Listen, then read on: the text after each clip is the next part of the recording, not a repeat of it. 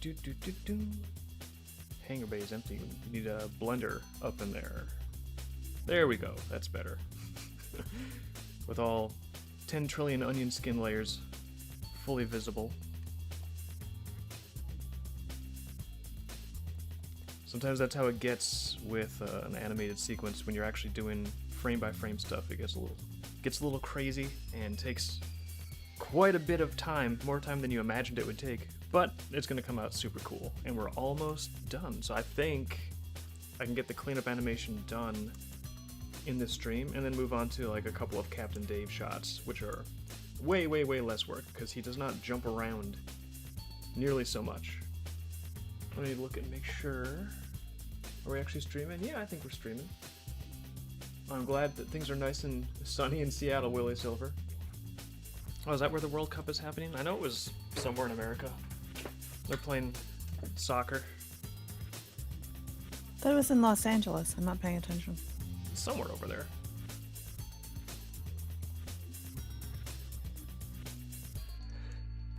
Excuse me. Bless you. Way to sneeze without muting yourself. It's okay. At least I covered my mouth. You know, there's like, you could choose one, either mute yourself or cover your mouth, but there's only time for one course of action. So I had to make a snap decision. Well,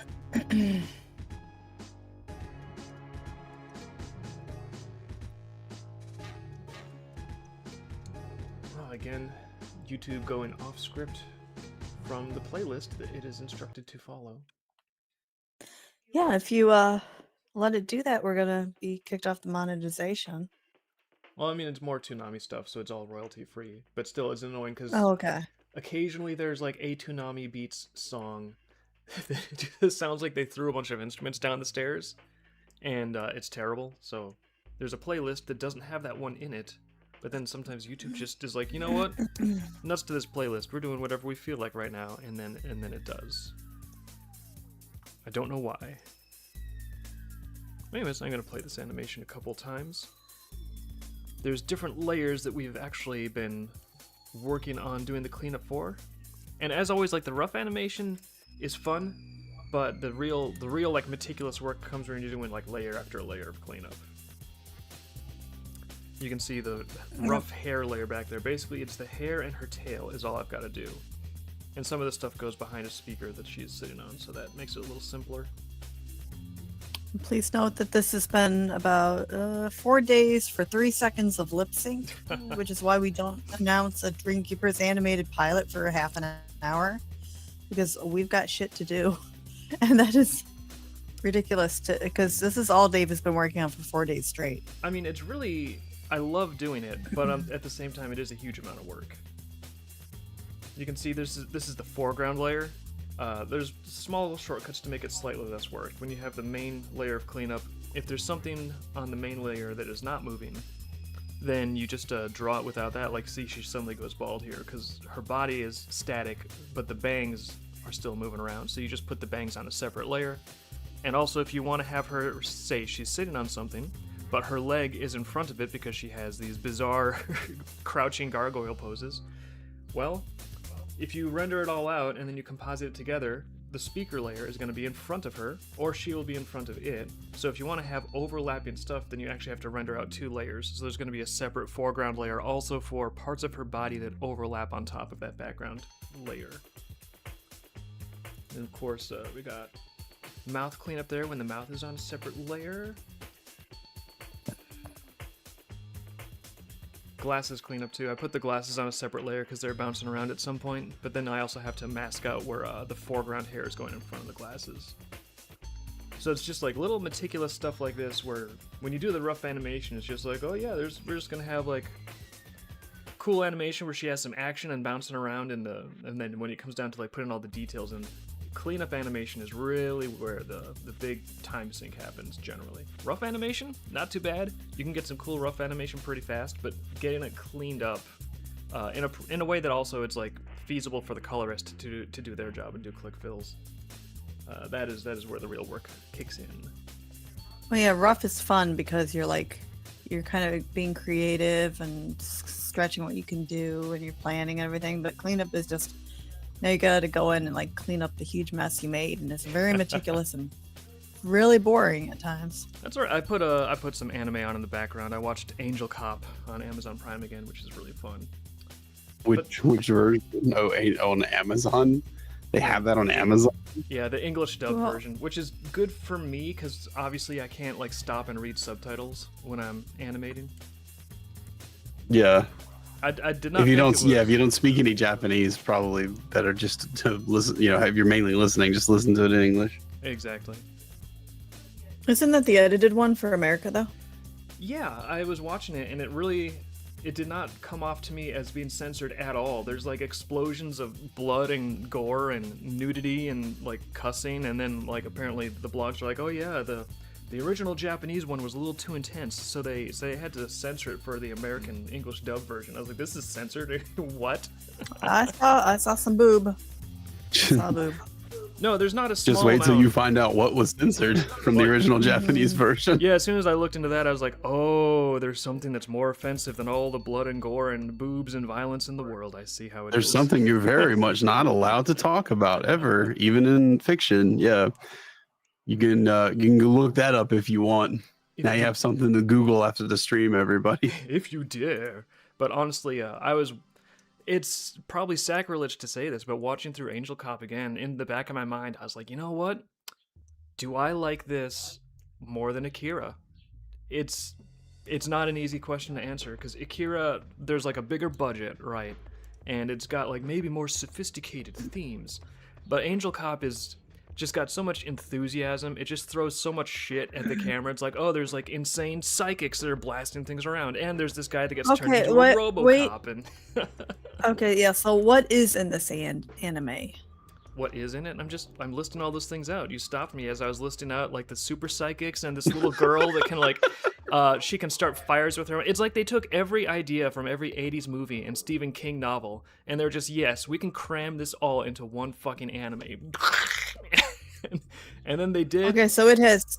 I'm just answering the chat here. So it has anime. Yes, it has anime. But it's back in that 90s era when everything was actually, instead of just tracing all the perfect CG models, it was actually hand-drawn. And it's a little rougher than Akira, because Akira's kind of like the unreal level that like humans rarely venture towards. But it was still, the action set pieces are still pretty damn impressive. There's a lot of technical animation in there. And it has this weird combination of gritty, realistic political undertones with the most cartoonish, ridiculous shit happening. It's sort of special.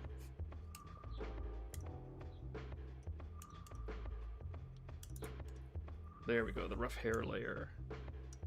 It's time for you to become a cleaned up hair layer, rough hair layer.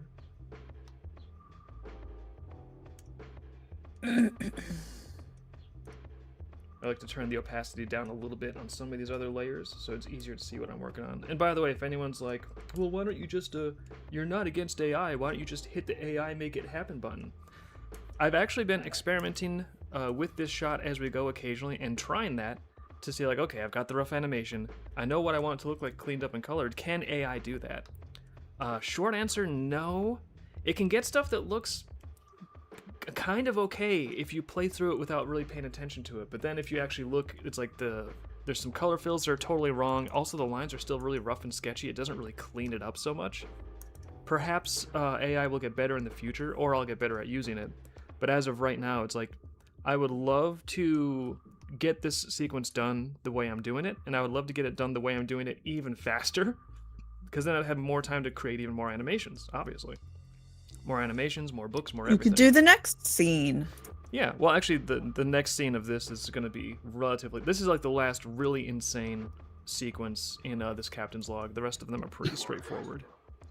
Roll the rest of the clip. Yeah, but... no, I've been experimenting with AI, and it's like... It can almost clean it up and color it and cell shade it totally on its own, which is technically kind of... It's at the level where it's like, whoa, it came so close. This is really impressive. But useless. It's like, it's impressive, but it's not good enough to pass muster, you know? It's like a 7-year-old who tried really hard, but it's not ready for prime time. Yeah, it's impressive. I do hope it gets better, because like all of the meticulous things I'm doing now, if I could like maybe even upload a style guide on like here's how to clean up this character, here's how to do these details, here's how to do those details. You know, if I could get something like that together, and I could get, again, the same result that is in my head into reality much faster and more efficiently, I'm not against saving time. But right now, it's still at the stage where sometimes some shots it can help accelerate the process on if it's a more simple shot. But I think it's especially when you get shots like this where you can see her jumping up. There's like hair flying all over the place. There's some spaces where like here it's like, oh, there's going to be negative space where her hair is creating like a pocket where you can see through to the scene behind it. But it's going to be difficult for the computer to know which one of those was intended to be negative space, which one of them wasn't. What is like the intended hair fill? You know, there's just a lot of points where, despite how good the technology gets, unless it's like psychic, unless it understands what my intent was, it's just not going to be able to do it necessarily. Yeah, and I don't think that AI will ever get to a point where it can understand, it can sort of interpret intent like raw dog. I think it'll get to a point where if you have your own personal local AI, or you have a subscription with like an AI that learns from previous things you've done with it, sort of like LLMs kind of do now, it can potentially be like, okay, well, I've seen what you've done before, so probably you would want to do something similar here, right? And it can infer and interpret from that. I do think and this is going to become a more normal thing, whether people like it or not. I don't necessarily like it.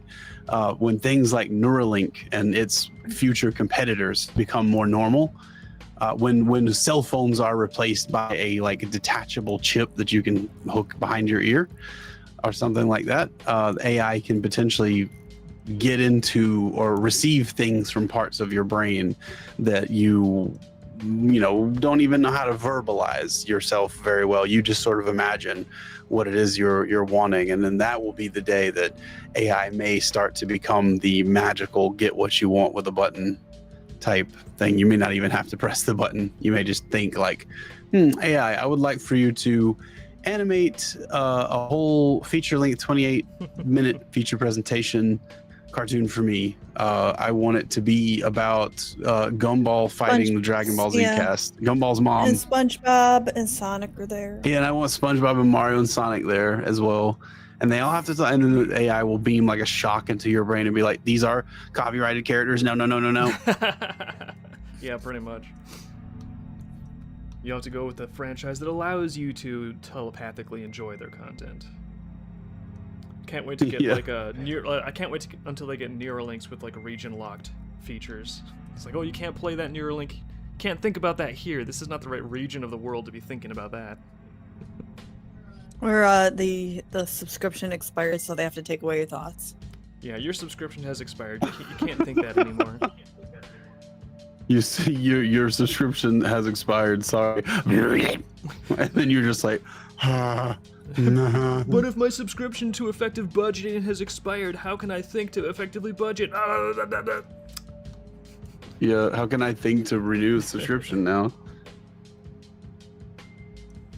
They'll just upload you to the Matrix to do it there, like that Johnny Depp movie. What's that Johnny Depp movie where he's like creating like an AI, he's creating like an AI version of himself, and then he's got some sort of disease, so like he uploads himself like into this AI thing. I'm not sure if I saw that. It's not Multiplicity. That's Michael Keaton. It's not Lawnmower Man. Yeah, it's definitely not Lawnmower Man. This is like late 2000s or so. It's like not that old. Oh my god, I can't remember the name of the movie, but he has like a wife.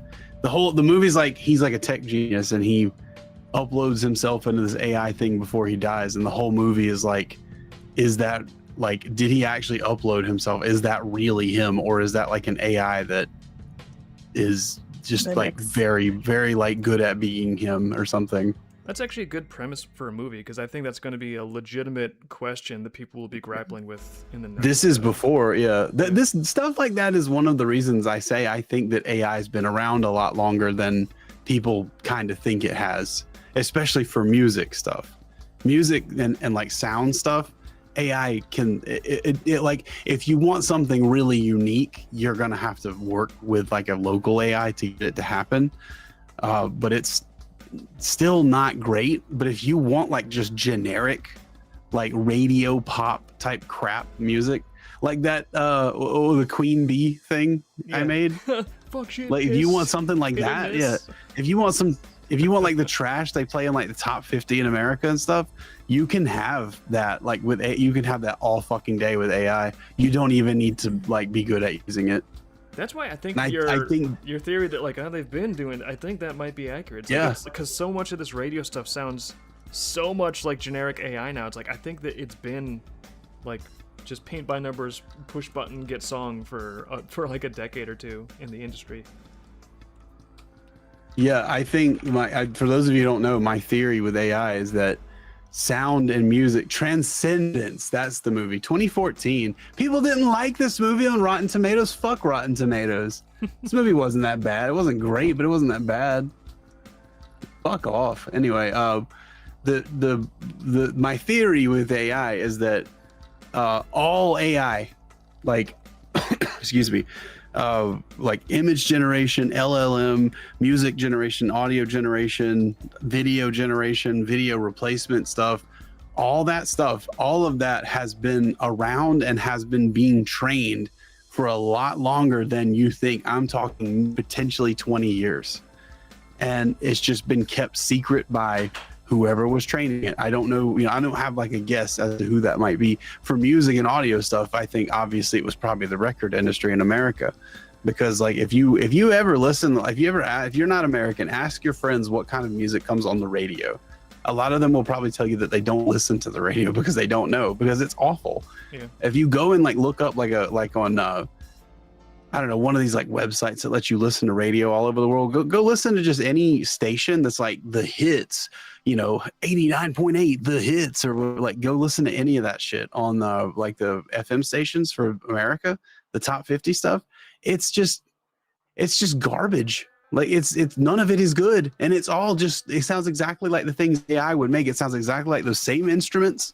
It sounds exactly like the same types of rhythms and those same types of like really repetitive, generic type just sound to it. I don't know how to describe it, but I think for probably maybe 15, 20 years, the music industry in America has been using AI to generate music tracks and just have singers sing over them. I know they've been using AI to clean up vocals and stuff and do some mixing, because I have some of those same tools. I will say, even if they haven't been using AI at all, even if this theory is like totally off target, I still think it's a little bit of an indictment of the music industry that what they have been creating is so profoundly formulaic that it just immediately sounds like something that is created without really any human intervention. Like people's first thought was like, oh, now a robot can just like do things that are generic. Well, that sounds exactly like the music industry, because everything is profoundly generic. There's also, like, I will say the theory that they've had it longer than we know. I kind of think that there's some credibility to that theory just on a big picture general principle. Like I'm not like, gathering the evidence or the clues, like Blue's Clues they have, but just big picture, I'm saying, if you think about it. I'm not either really, but I just think this is what's happening.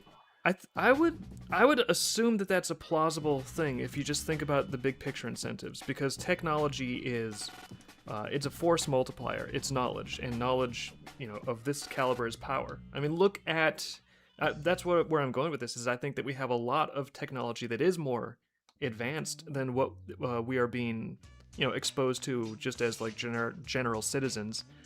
I mean, especially in terms of things like physics and theoretical physics. Don't you find it odd that as soon as we develop the atomic bomb, suddenly real progress in physics seems to have basically stagnated? We just can't figure it out. We just can't get a unified theory. We just can't square the circle between relativity and quantum. We just can't do it. It's just too hard.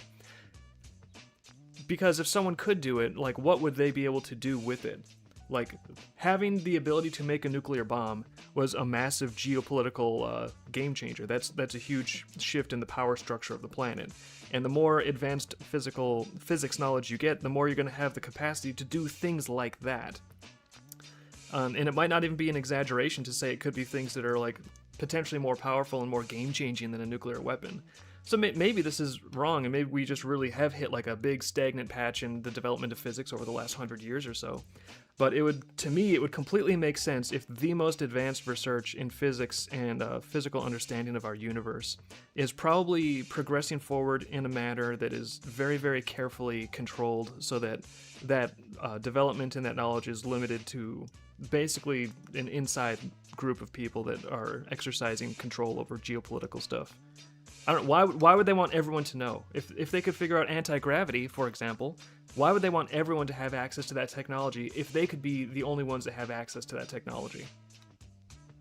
Well, that's what I believe is going on right now. Is there's like the progress for physics. A lot of that split into two directions. The progress we used to make on physical sciences has gone into two things. It has gone into technological research, because we just kind of know enough about physical science now that we can utilize that for a lot of technological research.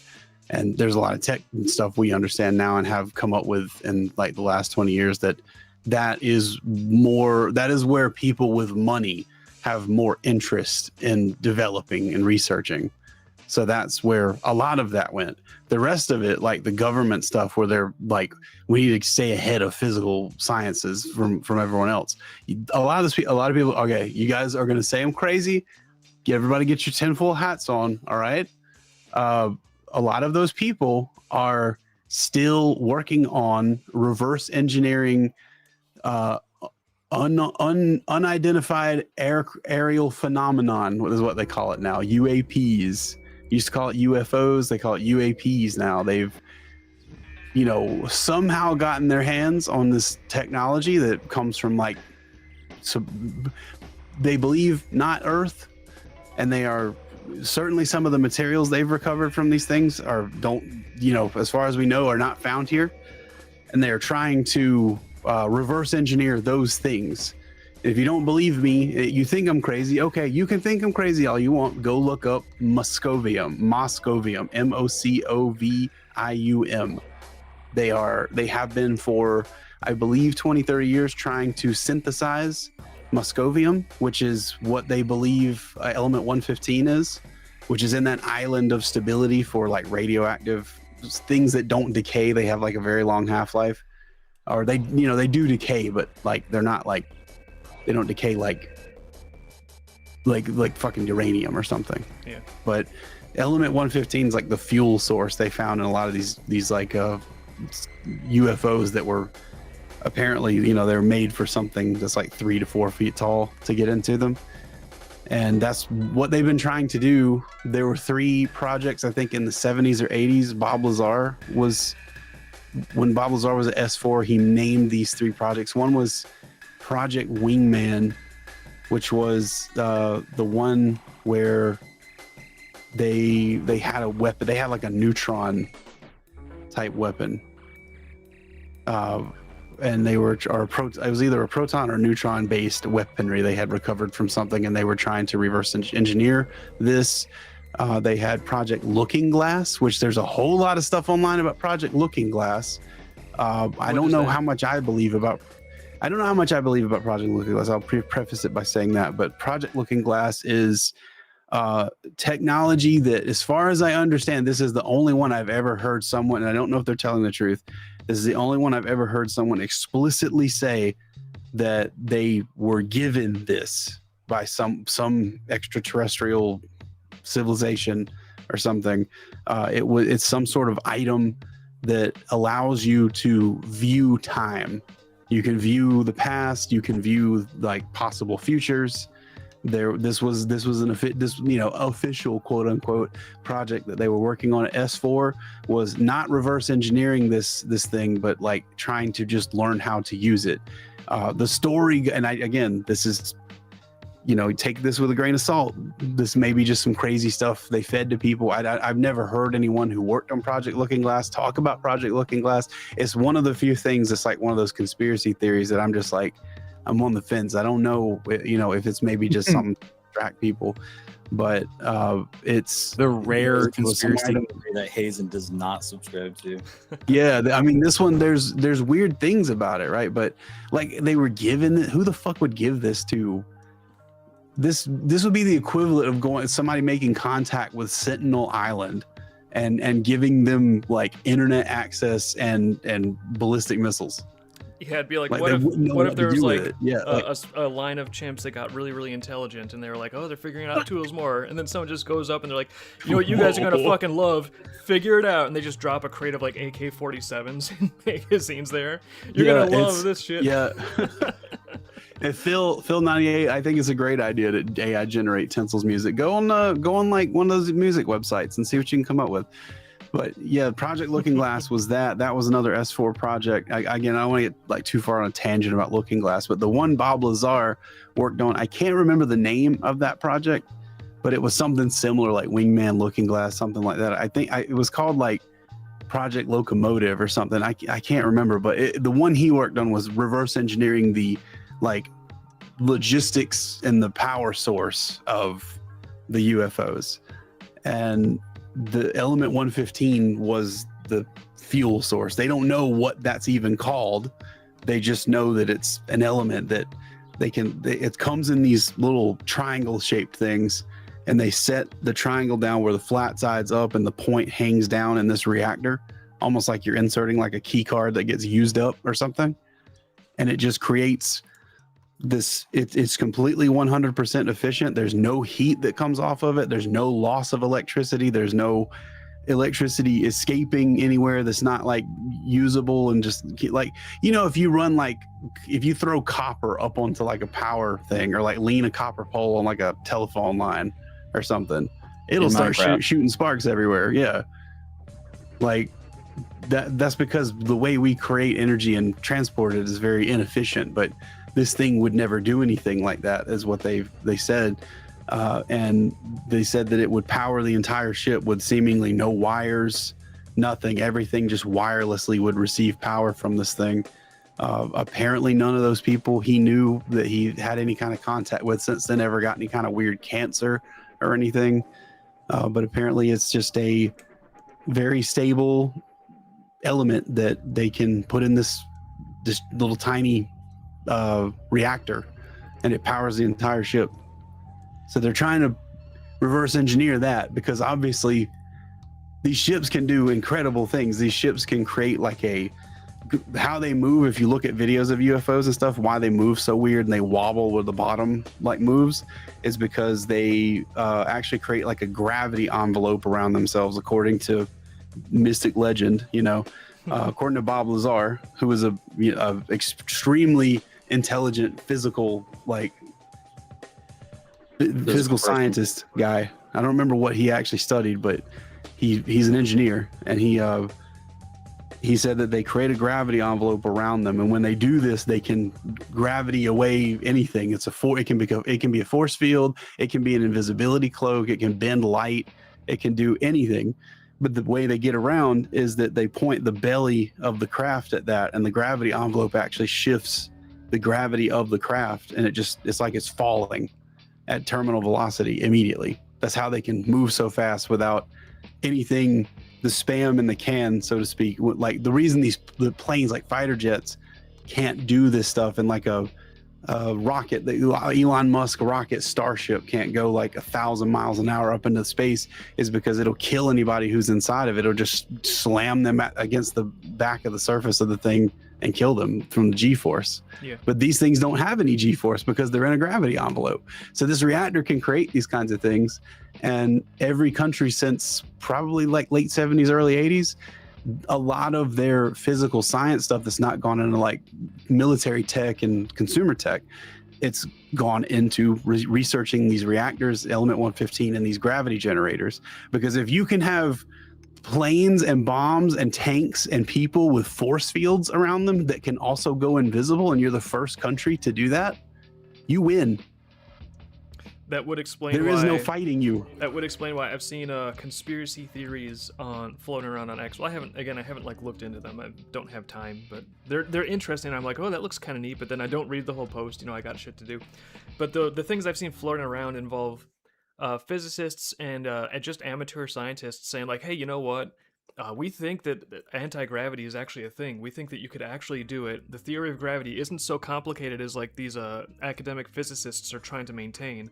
It actually is relatively simple. It involves like a deeper understanding of electricity and magnetism. That's why it acts on like the inverse square law in terms of the power, just like magnetism and shit. But then as soon as you get someone that starts talking about anti-gravity technology and they actually start making like tangible progress, sometimes they just go away. Sometimes they just become gone. Yeah, they do. Sonic weapons, saw Sharon's boat talking about yeah, sonic weapons are absolutely a thing. They have little consumer versions of that you can put outside your store in England so that people don't loiter outside your store. It just creates this frequency that makes you feel sick to your stomach. I thought that was classical music. No, this is worse. This is even worse than that. Well, I mean, I like classical music, no, but I just thought that they were putting that outside of like a CVS or something to make. I've never heard gravity. I've never heard gravity explained better than actually the person who, like, we're talking about, Bob Lazar. If you go and look up the Bob Lazar, God, what was the guy's name? George Knapp, I think was his name. KNAP, like napping rocks.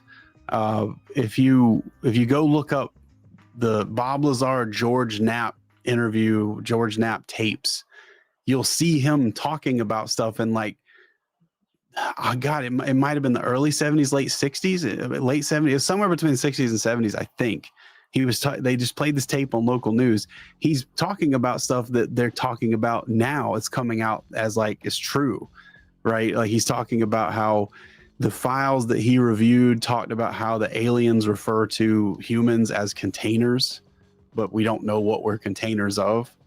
But that's like been declassified now, that there's like records of them talking to aliens and aliens, you know, claiming that we're containers. Containers of piss and vinegar. Oh yeah. Yeah, piss and vinegar containers and hate. That's what we're containers of.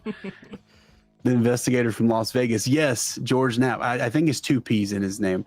Yeah, if you go look up that, he talks about all the alien stuff, but one of the most interesting things he talks about is just gravity in general.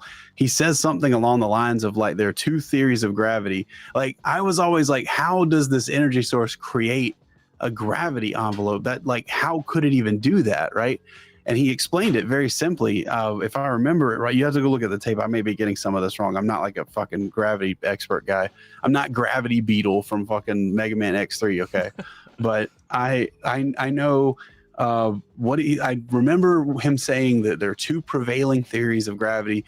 One is that gravity is a particle, which is nonsense, and one is that gravity is a wave. And basically the way gravity works is that there's, you know, what they call gravity type A and gravity type B.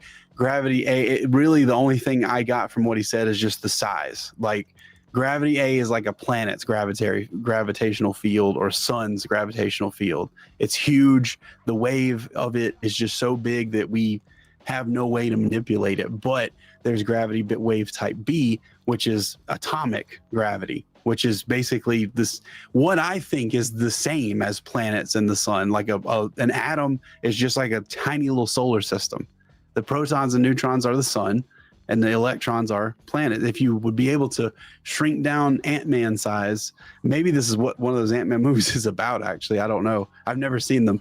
But you would probably find that those electrons don't all look the same, and that the protons and the neutrons don't look like little red and blue bubbles. They probably look like, you know, a flame or a sun or something like that. They probably look like more like energy that's contained in them.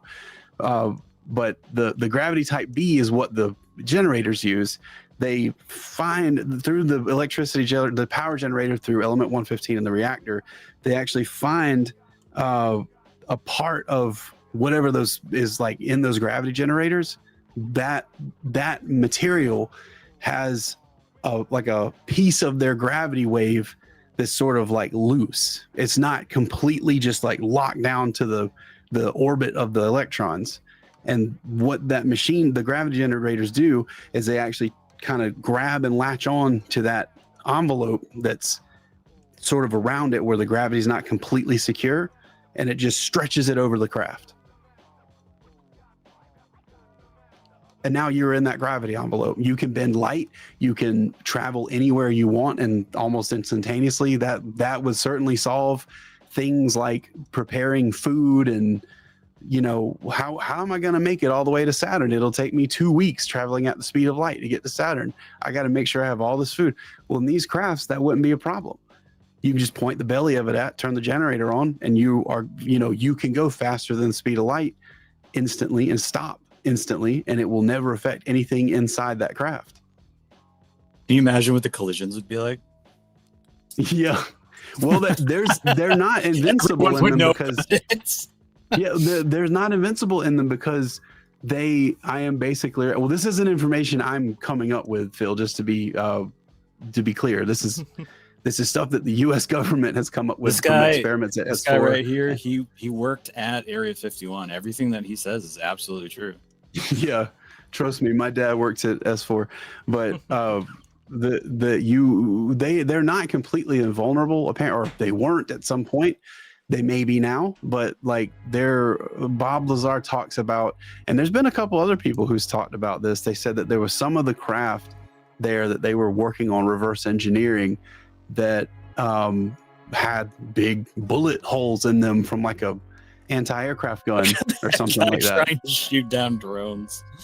Yeah, and they didn't, you know, they're not allowed to ask any kind of questions or anything like that. They're just supposed to stay on whatever their individual task is, which is why at that time they probably weren't finding out very much. But they were saying that they didn't know, they just saw like the bullet hole in the craft, right? And it was unclear if that was how they had obtained the craft, by shooting it down, or if they had like just done like a weapons test on it to test the metal or something like that. Aliens Knowing, were just having like 4th of July celebrations, and they like misfired some Roman candles in there. They're like, shit. They're all Americans.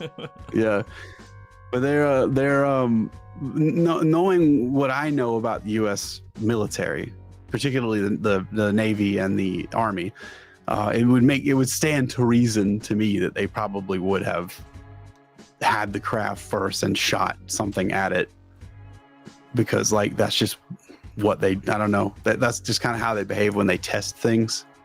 I mean, that sounds like the most that's the most fun way to mess around with stuff. It's like, all right, we got this advanced craft. What do you guys want to try first?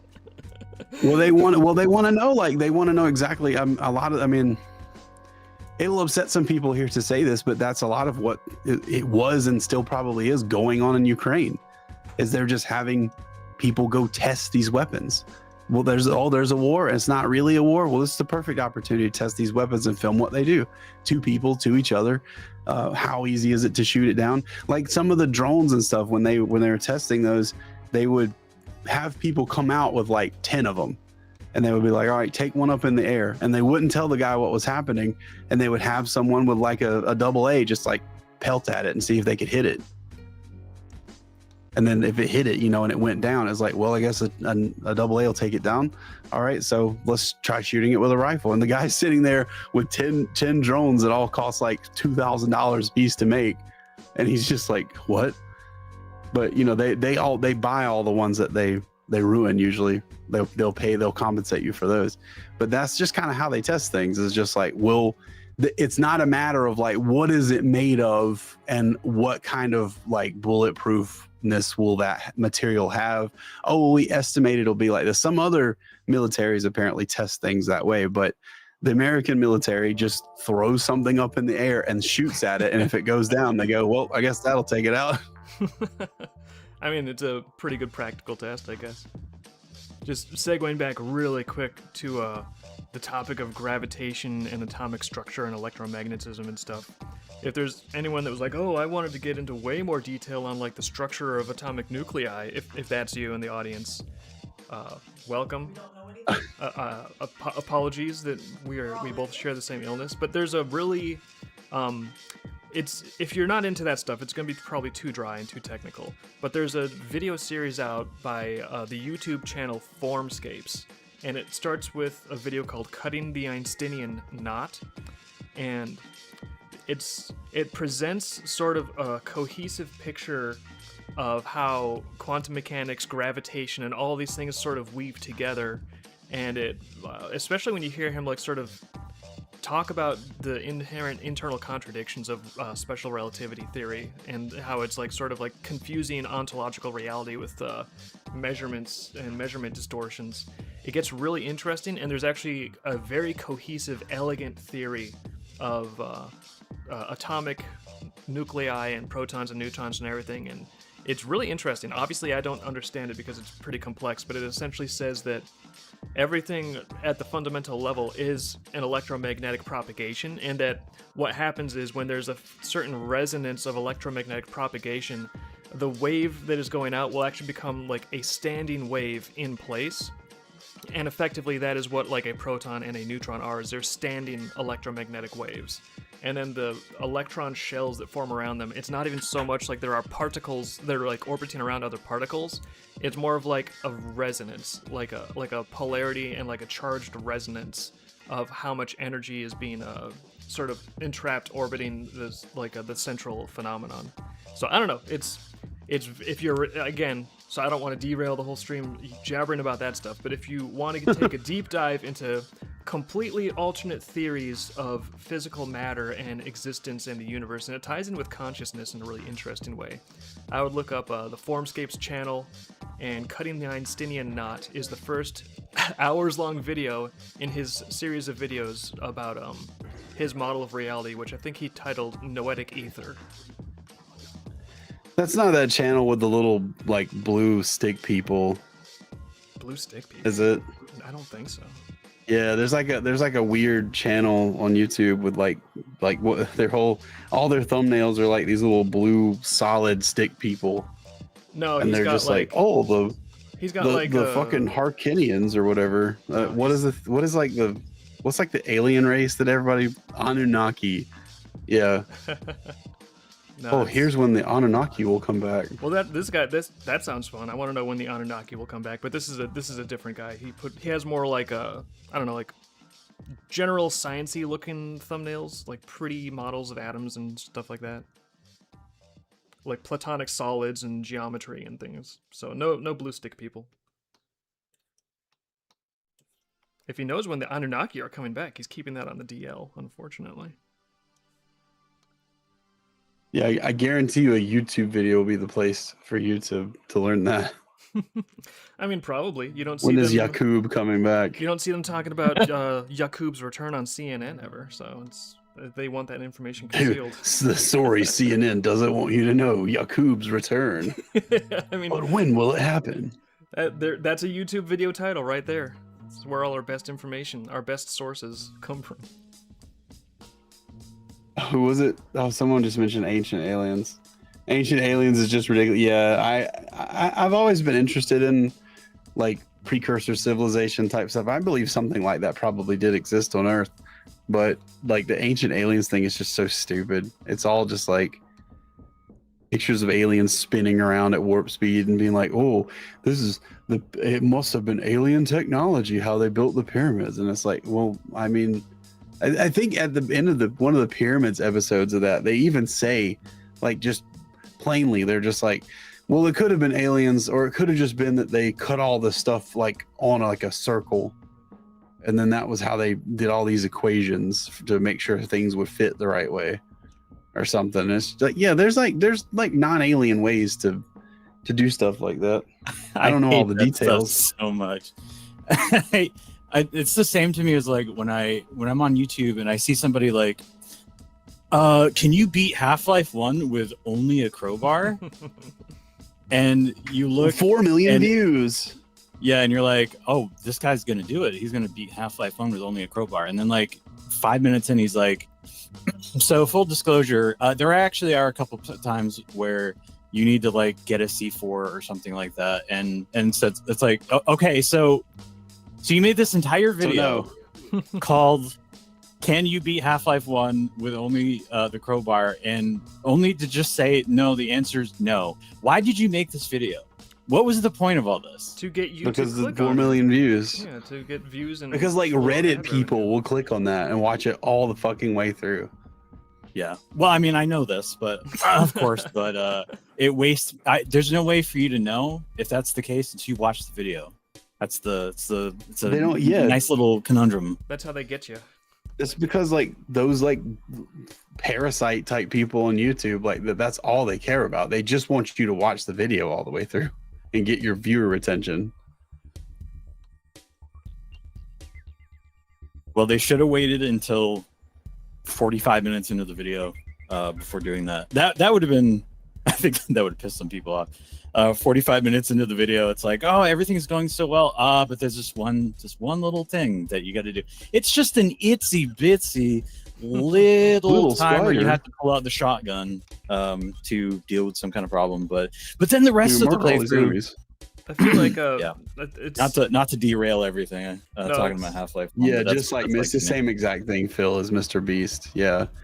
Can you beat Half-Life with only using the crowbar? Watch as I put the biggest penis in the world in my mouth. I think that it's difficult to design like systems and algorithms to get content, because that's one of the things that they made the watch time thing for. Is I'm sure they're like, well, we want people spending as much time as possible on here. So what's a good metric that they are spending a lot of time on here and like that they like the video? Oh, if they watch the whole thing through, that's a pretty good metric. Let's use that. And then immediately you have the Mr. Beasts of the world will start to like abuse that in the most annoying way possible. So part of me is like, well, there's just no getting around it. It's just going to be an eternal arms race of people trying to build a system where cool, good stuff actually gets featured versus like hacks figuring out how to like break that system to put crap in your face. But that said, I can't help myself being like, well, what if there's a way to improve? What if there's like a like button where you can only hit that like button after you've watched the full video, and a dislike button? So that way you could actually get a sense of like, okay, people that did watch this whole thing, did they think this was worth their time or not? Because none of that matters. Yeah. Not like likes and dislikes. None of that matters. Well, I mean, they could make it matter, but they don't. But it won't. Well, they thing could is make that it matter, like, but they don't care. Like they only care what allows them to sell more ads, or sell the ads that they have for a higher price next year. And the only thing that does that, the only thing advertisers care about is, are people actually sitting and watching these things? Or are they like watching like 10 seconds and clicking off or something like that? That's all they care. They just want to know that people are watching all the way through. I think, I don't remember what YouTuber it was, but he said it was like a random comment at the end of one of his videos. He did his whole, if you like the video, subscribe, hit the like button, comment, all that stuff, or don't, click the downvote button if you want. As it turns out, it doesn't matter if you upvote it or downvote it, it still boosts my channel. So as long as you're interacting with it, that it doesn't matter. The guy who's like the biggest Dark Souls lore guy, Vadi Vidya, he used to do like a thing. He at the beginning of his video, he'd be like, let's play a little game with the likes and dislikes. And if you learn something here that you've already seen, feel free to hit dislike, guilt-free. And then like people were just like, but I don't want to do that. That'll hurt his channel. So he stopped doing that because like people wouldn't play the game because they liked his channel so much they didn't want to dislike it, and he was losing out on engagement. Oh. So now when he does like 10 things you didn't know about the underground in Dark Souls 2, like he doesn't say like leave a dislike, because it just like cuts out engagement. So it matters a little, but the only thing that really, really matters is, do people sit and watch from the beginning to the end? Preferably, do they at some point watch that video more than once? Yeah, I'm just saying, like, I know that there are things that do and don't matter with the way the algorithm is put together, but my idealistic side wishes that there was people in charge of these platforms where it was not solely about harvesting maximal ad revenue, where it's like, hey, what if this platform that's all about people posting their own videos, what if we cared about whether people were getting value out of those videos and whether people were posting videos that delivered good value? Like, I don't know, like, I know that like ad revenue and attention watch, like those are all metrics that people try to use to kind of like get at the same thing, but it's just, it always seems like this is like one of the problems with these corporate structures, is as soon as you get publicly traded, all of their values just collapse down into like squeezing each quarter for a unga bunga higher number as hard as they can. And it's like, listen, that's a fine metric, but the real thing that even money itself is a metric if you think about it. The real thing that this is supposed to be representing is this something that is actually bringing value to people's lives, making their lives better to the point where like they want to exchange value to get more of it. And I just feel like when they reduce it down just to like trying to squeeze a quarterly number higher, they're like they are missing the territory because all they're looking at is the map. If you've heard of that phrase. Well, yeah, I mean, I think YouTube maybe before Google bought it operated semi that way, but Google, okay, I'm not gonna say the only interest. Google has two interests that we can really surmise if you pay attention that they have in YouTube. The reason they run YouTube every year and don't shut it down, even though it operates at a loss, is because YouTube, they have just remember for a minute that it operates at a loss. We'll get into that in just a second. Why would they operate it if it operates at a loss? We'll get into that. But the primary reason that people think is the primary reason is ads. They want to sell ads, and they're always just trying to fine tune YouTube in a way that generates more money so that they can maybe stop operating at a loss, or maybe operate at less of a loss every year, because they can still get, if your business operates at a loss in America, in certain places you can get like tax cuts. You still don't really make money, but you can like finagle the numbers around a little bit, which a lot of businesses do, and you can end up like not paying anything in taxes and still like kind of turning a profit with like administrative fees. That's how 501c3s work. Is they're nonprofit organizations. All these NGOs and stuff, they're nonprofit. They operate at a loss every year because they pay all their employees and their CEO, $5 million. They get $6 million to feed the homeless in San Francisco or something, and their CEO gets $5 million of that as his salary every year. And then the other employees and admins and stuff get like $10,000, $20,000 here.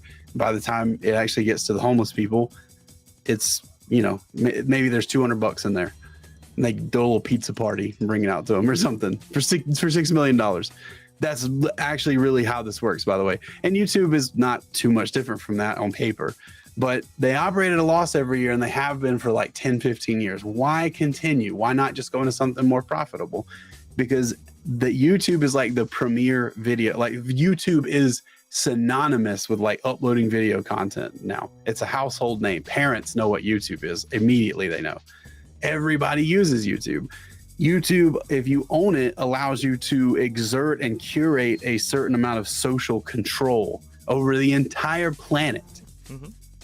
And so YouTube and Google, by extension, can just push whatever kind of narrative they want. They can silence or suppress any kind of narrative that they want.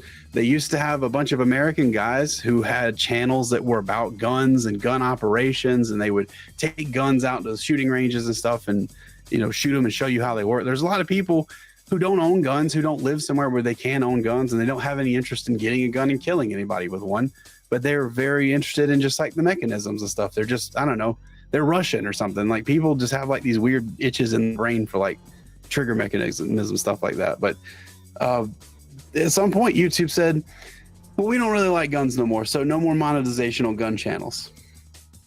Like, whether you agree with that or not, you would be hard pressed to argue that is not a move that created less revenue and more social control for YouTube. There was no liability for YouTube to have gun channels. There was no one, you can sue anybody for anything, but there's no way you're going to win a case against Google for like, well, YouTube features guns in their YouTube channels, and my son shot a gun and hit somebody in the leg or something, so therefore it's YouTube's fault that they did that.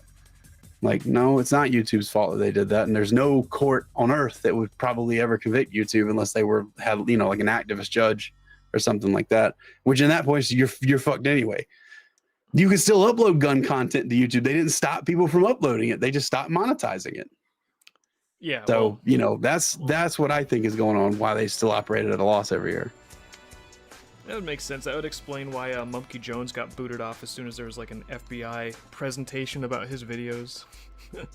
Like, I'm not sure. People probably don't I know. haven't heard that name in a long time.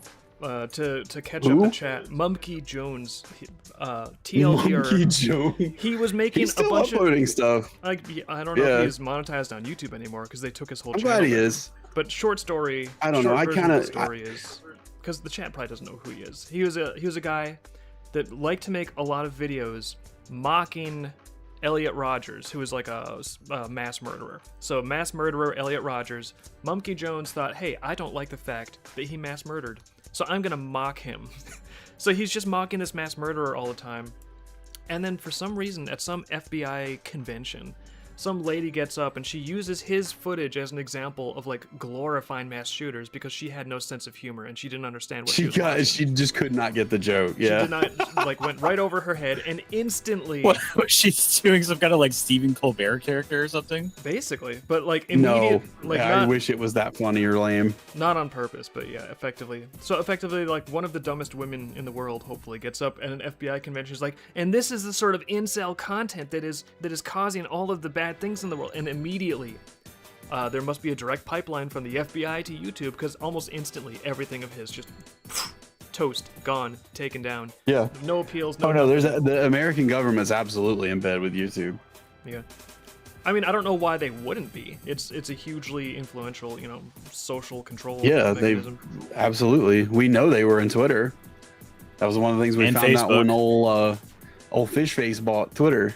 Yeah, was like- all of that, Yeah. all of the the conspiracy theories. It's not the government censoring you. It's just that you are being shown the door, and no one it's like, oh no, the conspiracy theorists were right. It was absolutely the government. Yeah, and Yeah, now that no, that's they out, found now that out. people have actually said that, everyone's just gonna say, if you ever go up to these people and go, remember when you said that this was a conspiracy theory and that I was crazy? Well, Yeah. here's Zuckerberg saying that that's exactly what was happening.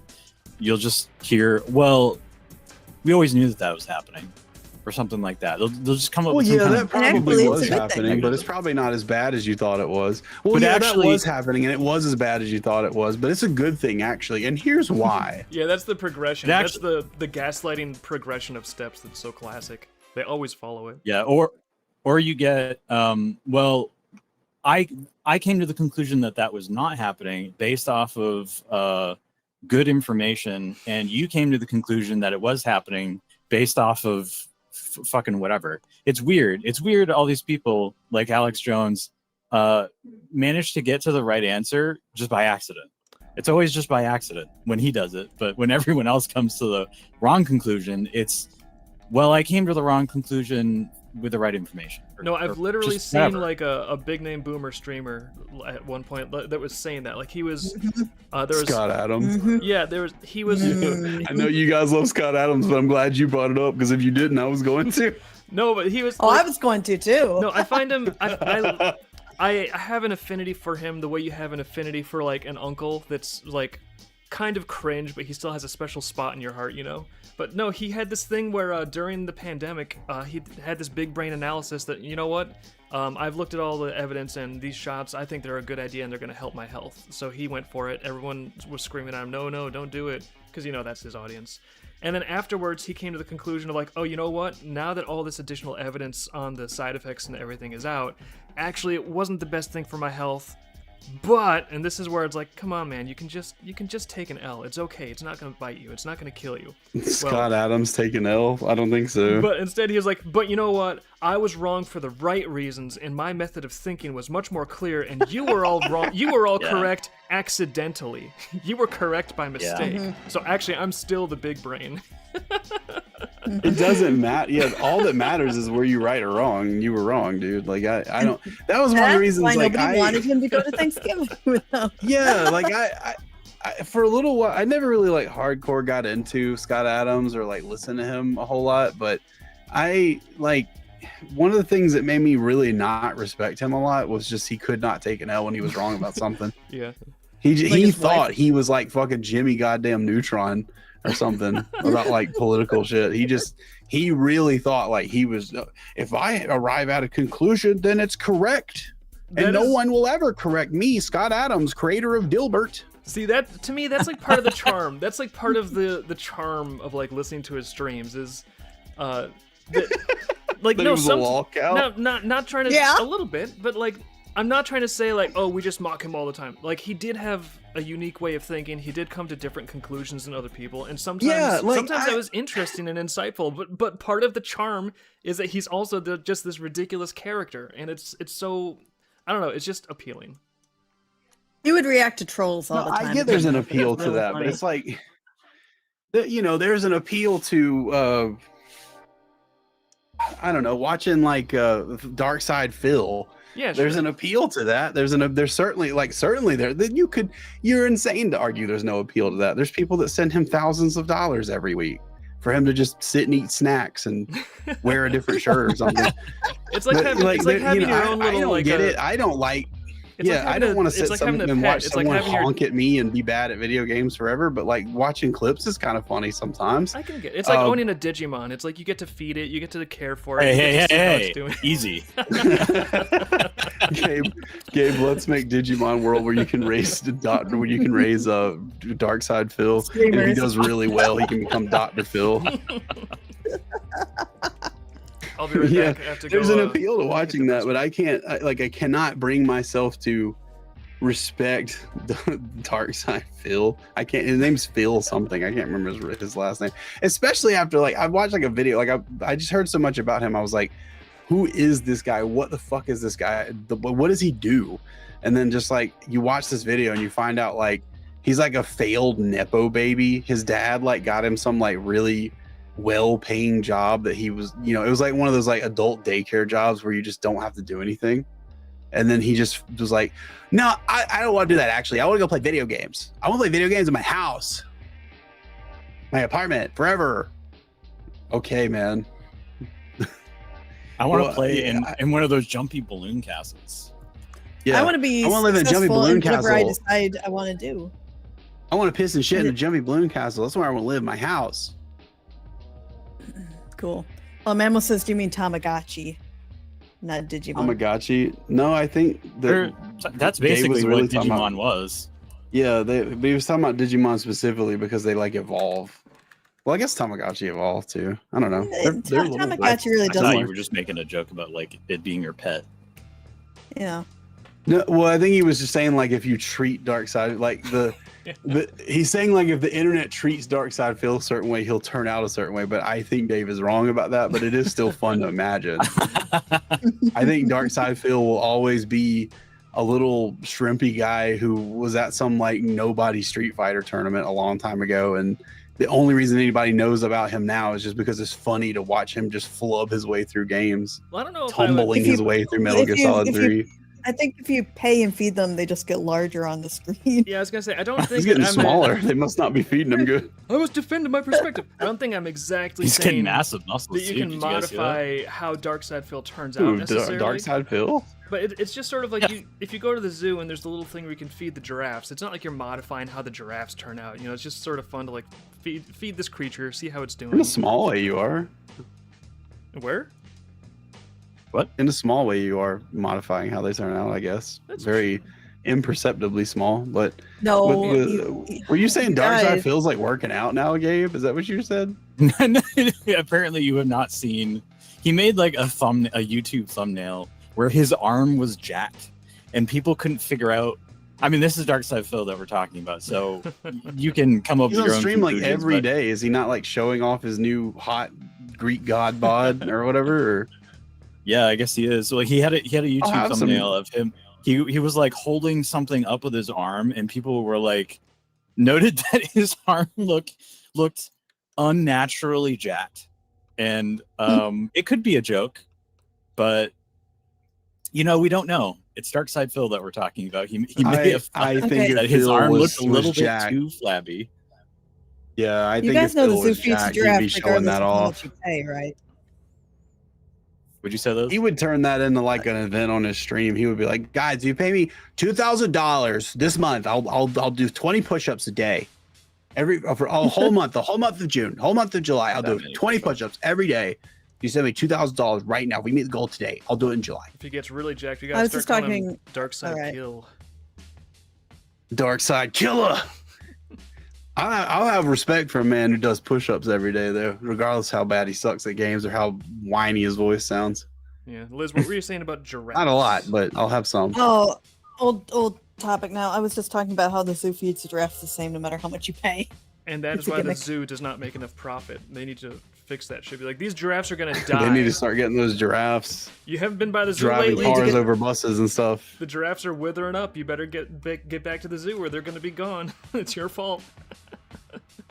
It's also stupid when YouTubers have to say other words when discussing difficult topics. What are you talking about? Like, I think he means like you're talking when about them people saying like Unalive. unalive. Yeah, like for Yeah. example, Is that what you're talking about? if we were following that strictly, I would not say dark side kill. I'd say dark side unalived or some shit like that. Dark side Bill. Dark side lifant. Life challenged. Dark side life challenge.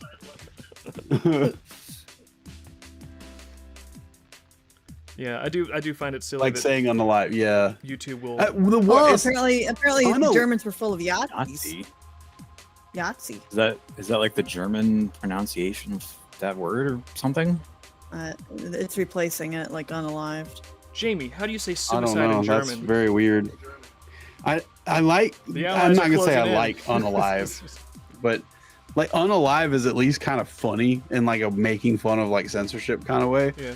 What I don't like is when like a YouTube video will have something and then they'll be talking the whole time and then they'll just keep talking and then they'll tell you all about the subject and they'll go and then sadly at the end of this thing they found out that he committed and then everybody was really sad. Oh He my committed god. what? Did you get your throat slit in the middle of that word? What the fuck was that? Do they Yeah, actually? There's a. Oh, go Who's ahead. gonna go? I was just gonna ask, do Can you they play rock, actually paper, scissors? say it that way, or is it just like in post they clip that part of the audio out? It's obvious that they clip it in post, but that's even weirder. Like you have the opportunity from the beginning of this to say it however you want to say it. Like I've only seen that on why white women just not videos. find a that go different way to Hobby say Lobby. it? But nobody cares. Like everybody just wants to make money on YouTube, and I don't even blame them. Right? Who the fuck wouldn't want to get paid $8,000 to $10,000 a month to just sit and fucking make stupid YouTube videos? Like what is that fucking guy with the weird like sunken in eyes that everybody hates now? What? Everybody used to think he was like based in Red Pill, but everybody's like, I was like, yeah, I'm waiting for you guys to catch on. People are finally catching on. No, his name's like Jeremy Yeah. something. The Quartering. That's his name. Yeah. That guy gets like no views on his stupid like 12 videos a day. Hey guys, guess what? A very woke thing happened in gaming this week. Whoa, bet you didn't know about that. Well, listen to me talk for about exactly 10 minutes and 50 seconds because that's where the ad revenue doubles. So stick around and see the whole video. He's making no money off that shit anymore. So what does he do now? He's doing like these YouTube shorts that he just literally steals someone else's video and then just like green screens his face in front of it, and he's just like, wow, that's crazy, guys. Whoa, Yeah, he can't told us believe about like that a everybody while on ago. Twitter's doing that now too. It's the fucking stupidest shit in the world. That means you've watched them. This is why the aliens are not coming.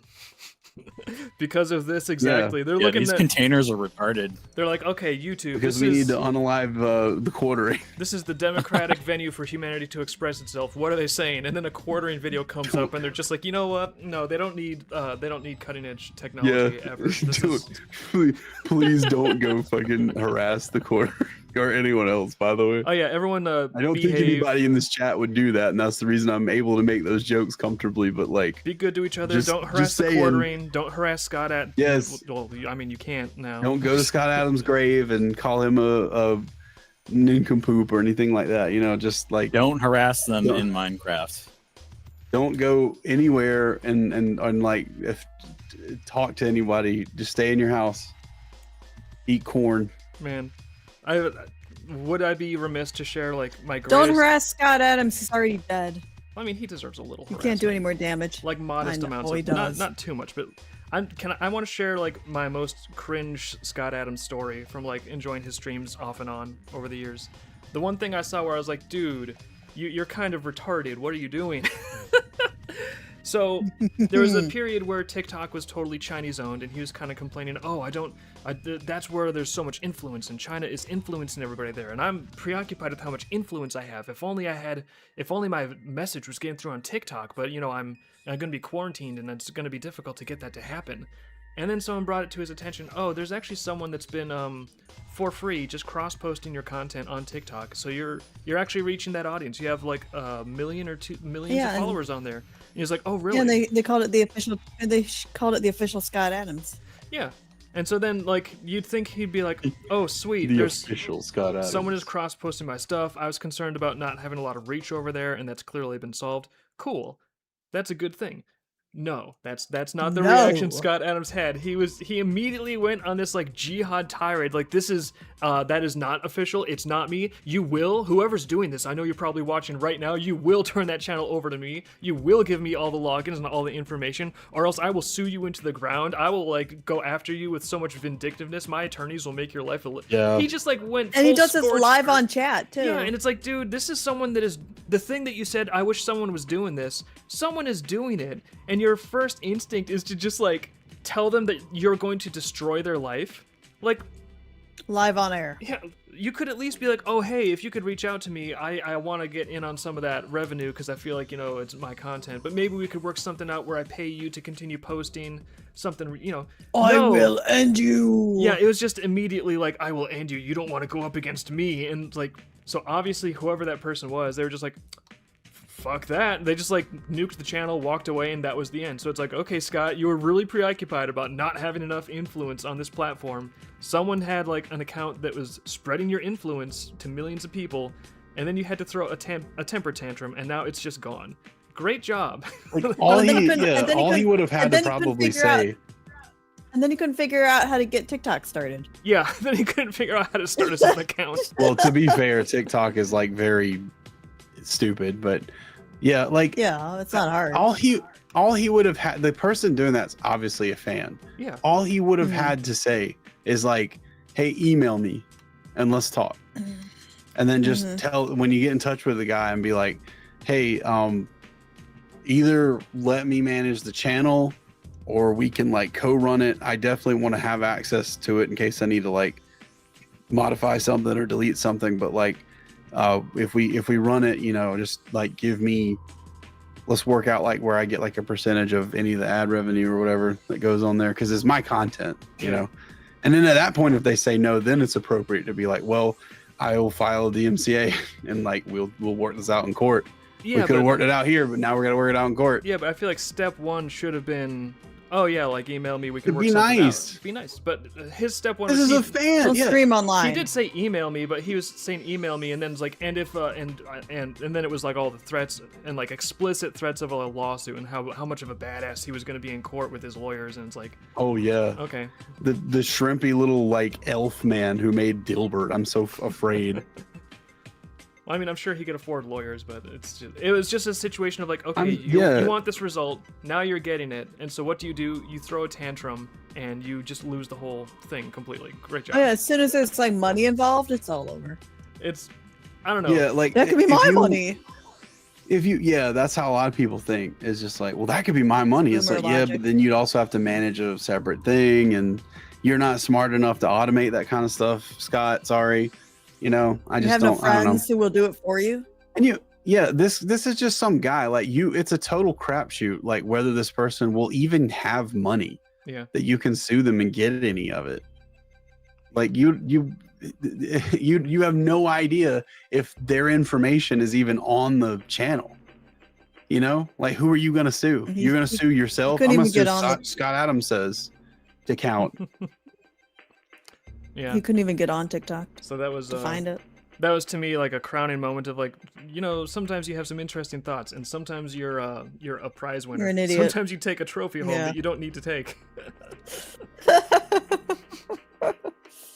Ah, the lols. Yeah, gotta have fun. Where with is it. the lulls? Dave and I we didn't do it because we were too busy, but we actually came up with ways to troll him in the chat. We just sat there and thought of ways to troll the man because he'd reacted. Just There was a guy who was like some little nut hanger of his that was on Twitter, What? And he was just like, yeah, That he should was be just some that guy should who be your was just like- name. That should be your fucking name on Twitter. It's not That's a great screen name, yeah.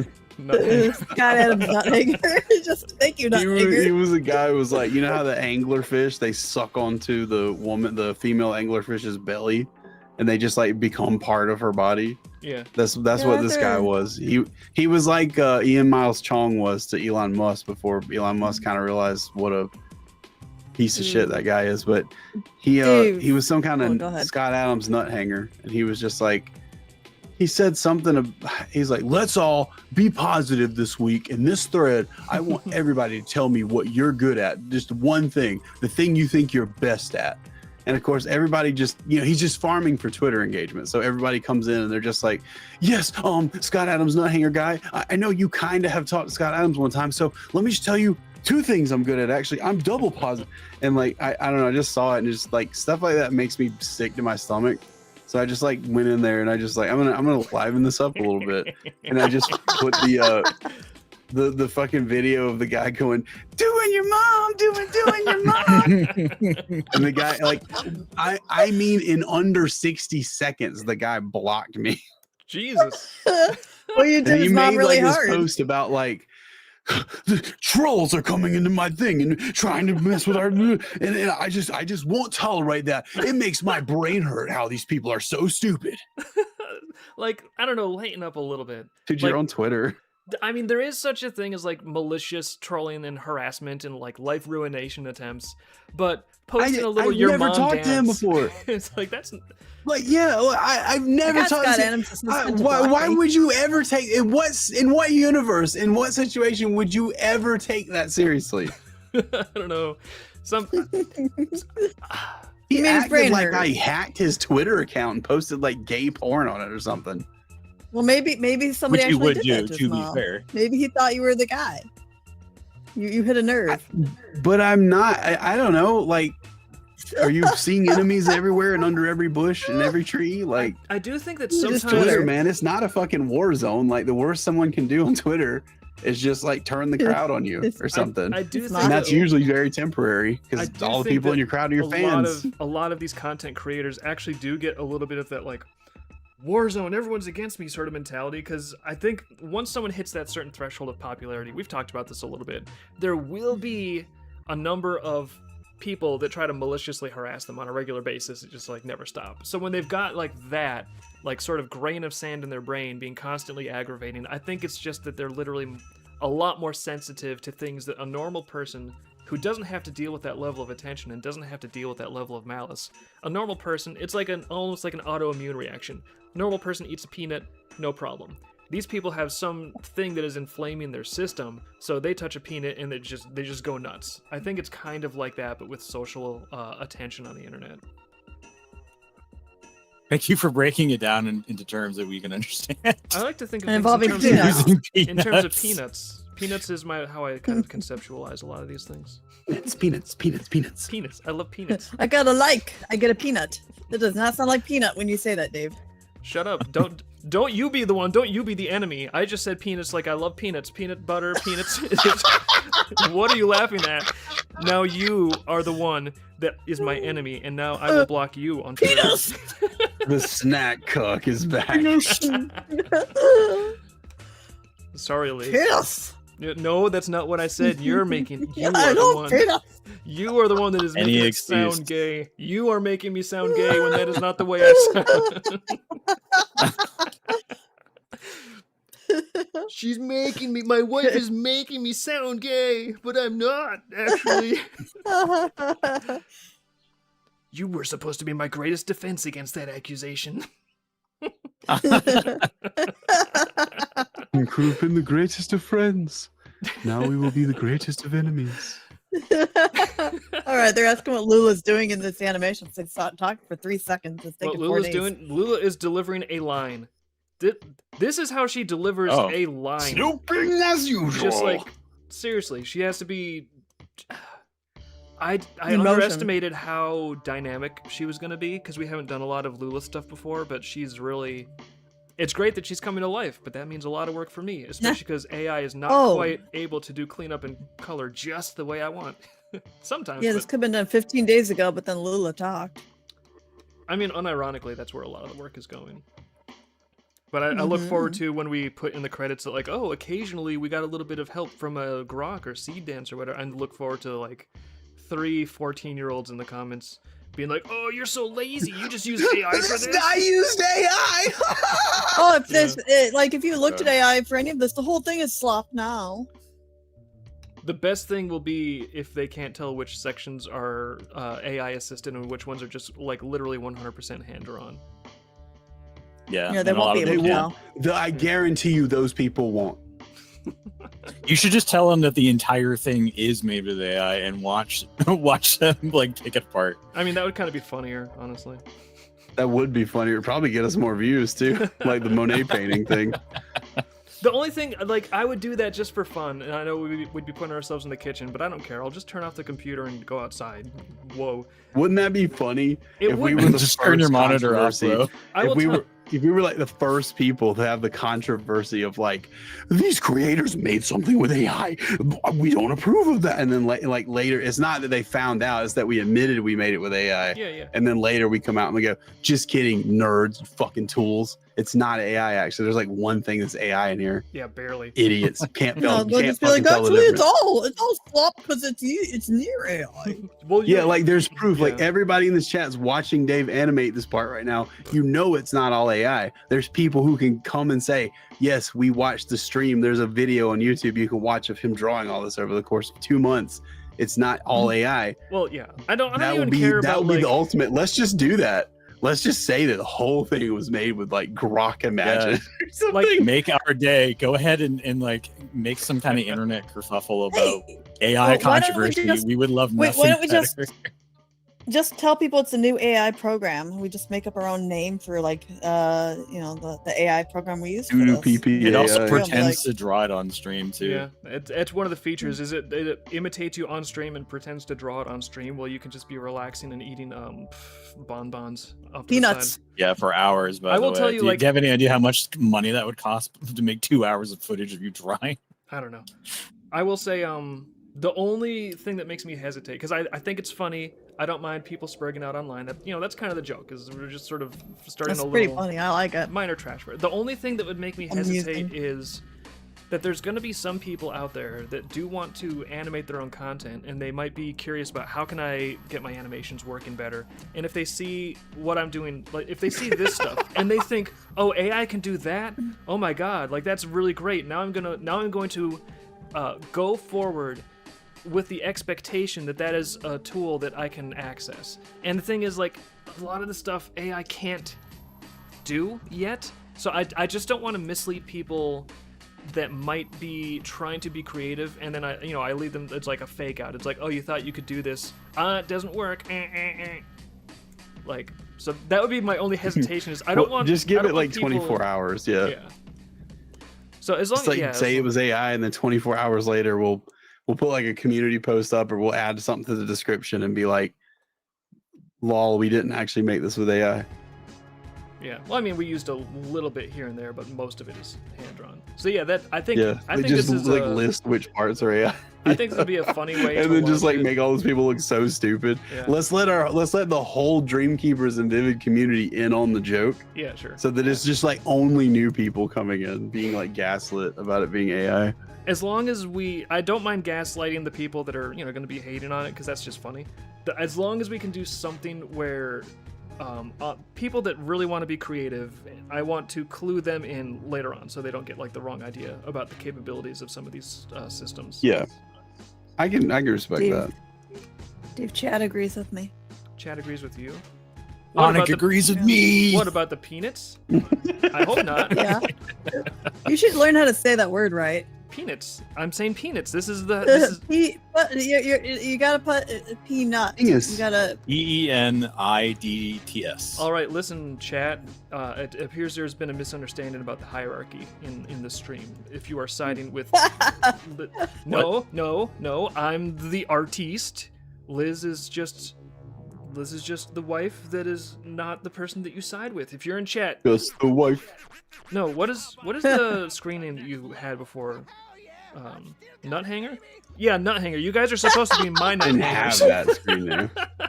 You're Let's get that supposed straightened out. you're supposed to be Let's my see if nut that's hangers. available.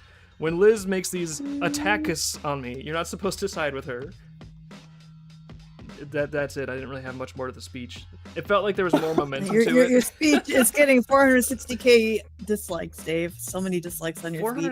460k That's a very dislikes. specific number. How do we even have? There's not even that many people that like watch this by an order of magnitude. We can't have that many dislikes. I'd be kind of excited if we did. Oh boy, dislikes. Oh boy, 500,000 people hate me. Awesome. But they have heard of you. Yeah, Yeah. exactly. It's like the Jack Sparrow logic, but you have heard of me. Speaking of which, I wonder how Think that of the views. Chimptopia animated pilot thing is going. Oh, they're gonna I don't launch know, that that's in the about funniest- 10 days. Yeah. They're gonna launch. Yeah, the that's Kickstarter the in 10 funniest days. thing I've seen out of indie animation this year. I just think it's funny that they Everybody got offended. Yeah, they got really offended. That's why it's like, well, Good. they got tons of attention. So, but it's like now they're going to be a good little test case of like, well, how much does the quality of the attention matter? I saw another Well, indie animator tell them that, or announce that everyone should be nice to each other in indie animation and shoot themselves in the head. No, I don't think everyone should be nice to each other, and I don't think everyone should be nice to each other at all as like a principle, like a resting point, because like Dave said we should be People- reciprocal. people do fucked up stupid shit, and people ruin things, people lie. Like, I'm not gonna be nice to people who do stuff like that. Sorry. There's also There's no like reason to be nice to them. like I do think that kindness is important, but it's important with like the people that are in your environment a lot, especially in your physical environment, people that are around you, people that you are in a relationship with. But there's also a domain where if you try to misapply like the concepts of like, oh, be kind, be nice to everybody, then let's say somebody puts out like an animation or a comic or something where it's like, oh, this story is really bad, and then a critic is like, yeah, I have to write about this is like a really bad story, it's not put together well, there's a lot of like flaws, it's not entertaining, like stuff like that. That's good for customers to know, because they're gonna know like, is this something I want to spend my hard-earned money on, or is it like bad? But if you take these like interpersonal rules of conduct and then you try to apply it to that, you could easily say, well, you should be kind. Why are you criticizing this animation? Why are you telling people that it's not good? That's not Say very that the kind of movie you. is fun. Well, it was a lot of fun. Or are you going to be unkind about like whether or not we just made a good movie? That's very unkind of you to tell people, to give them a warning that they're not going to enjoy it and that it's not worth their money. That's unkind of you to give it an accurate critique. So it's just like, you know, some different modes of ethics apply to different topics and spaces, but people will oftentimes try to conflate that to get the result they want, which is like, oh, no one can criticize my shitty Star Wars movie or whatever it is. Yeah, whenever you hear somebody say everybody should just be kind to each other in like a competitive industry, what they're really saying is leave me alone and don't call out my bullshit. Yeah. Because if what you're saying about that person is bullshit and they know it's not true and they can prove it, that's their next move. They're going to be like, well, no, I didn't throw a bunch of puppies into a blender. When would I have done that? When are you even alleging I would probably have done something like that? Well, you didn't like You it? need Just to prove shut up. that. Yeah, No. You're making shit up online. You're an idiot. Like, they're going to call you an idiot and they're going to say you're lying because you are. But if they did throw puppies into a blender and they know you can prove it, they're gonna go, guys, we should all just calm down, okay? We're all in this indie scene together, and we all just need to be kind to each other. Those are the words of someone who has been caught. Yeah, maybe that's what it is. Because like, there's this attitude that a lot of people have online. Some might call them Redditors. That's what I call them. But there's this idea that like, being like uncouth or aggressive or even like I'm going to say the word violent, but what I mean is really just, I guess, just anything that's I don't know, that can cause harm is like what I mean. There's like an aversion to that, and I mean, of course, in a perfect world, it would be cool if no one ever had to be mean to each other ever. If we all had infinite money and we all lived forever, and when like everything that all of our needs, all of our possible needs would be satisfied, then no one would. And this was this in The Sims, except in The Sims you can get drowned in your pool. Doesn't sound. And the stairs disappear. Yeah, I don't know if I'd want to live in The Sims world, but yeah, like there's this idea that people should never do that, and it's like, well, that's just not how the world works.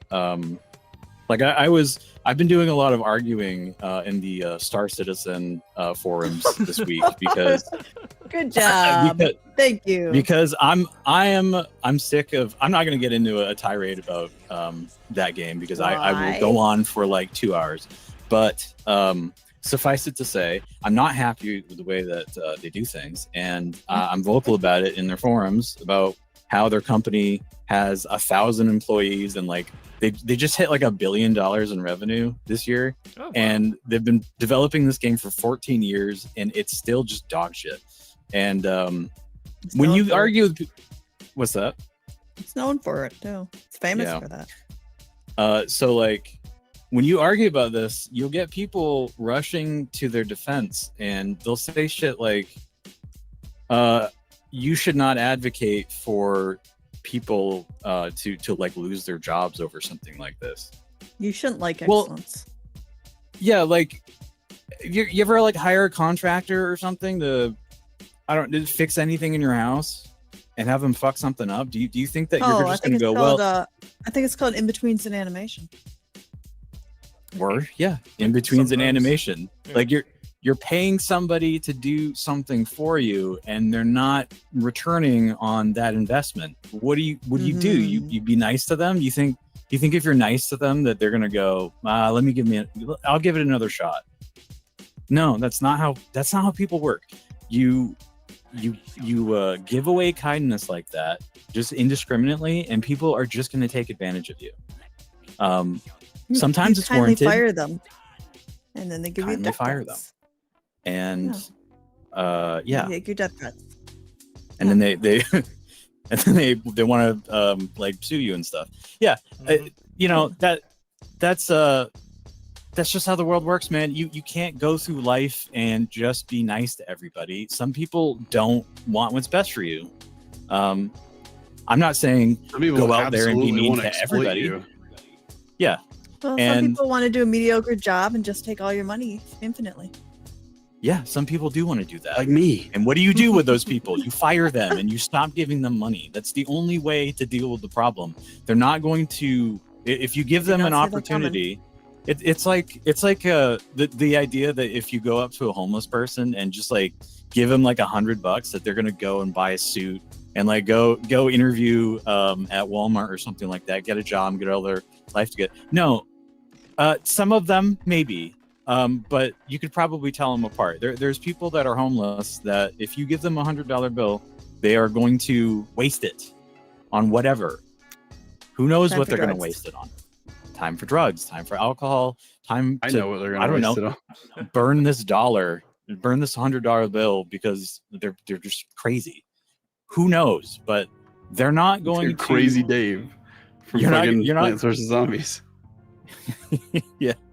You're not gonna give a homeless man money and then see them like dig his way out of a hole. That's just not how the world works. You got to take the world for what it is, and sometimes that means you need to be mean to people.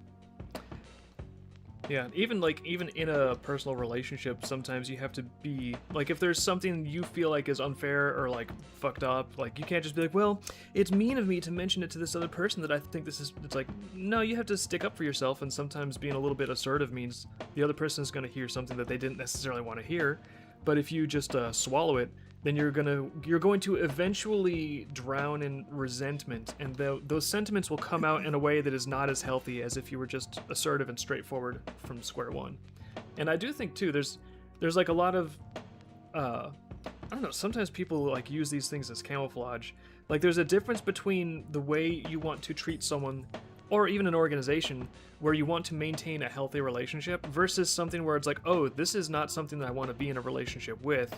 actually it's going to be better for me to be divested from this person or this company completely.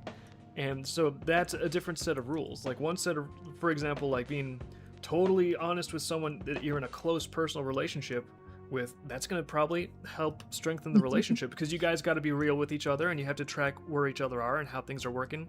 Whereas let's say there's like someone that's trying to kill you. If you're like, well, I'll be completely honest about exactly where I am and what my schedule is. And it's like, no, why would you help someone with information that is trying to kill you? Like that's an extreme example, but it's just like you don't treat. You make it sound like you're trying.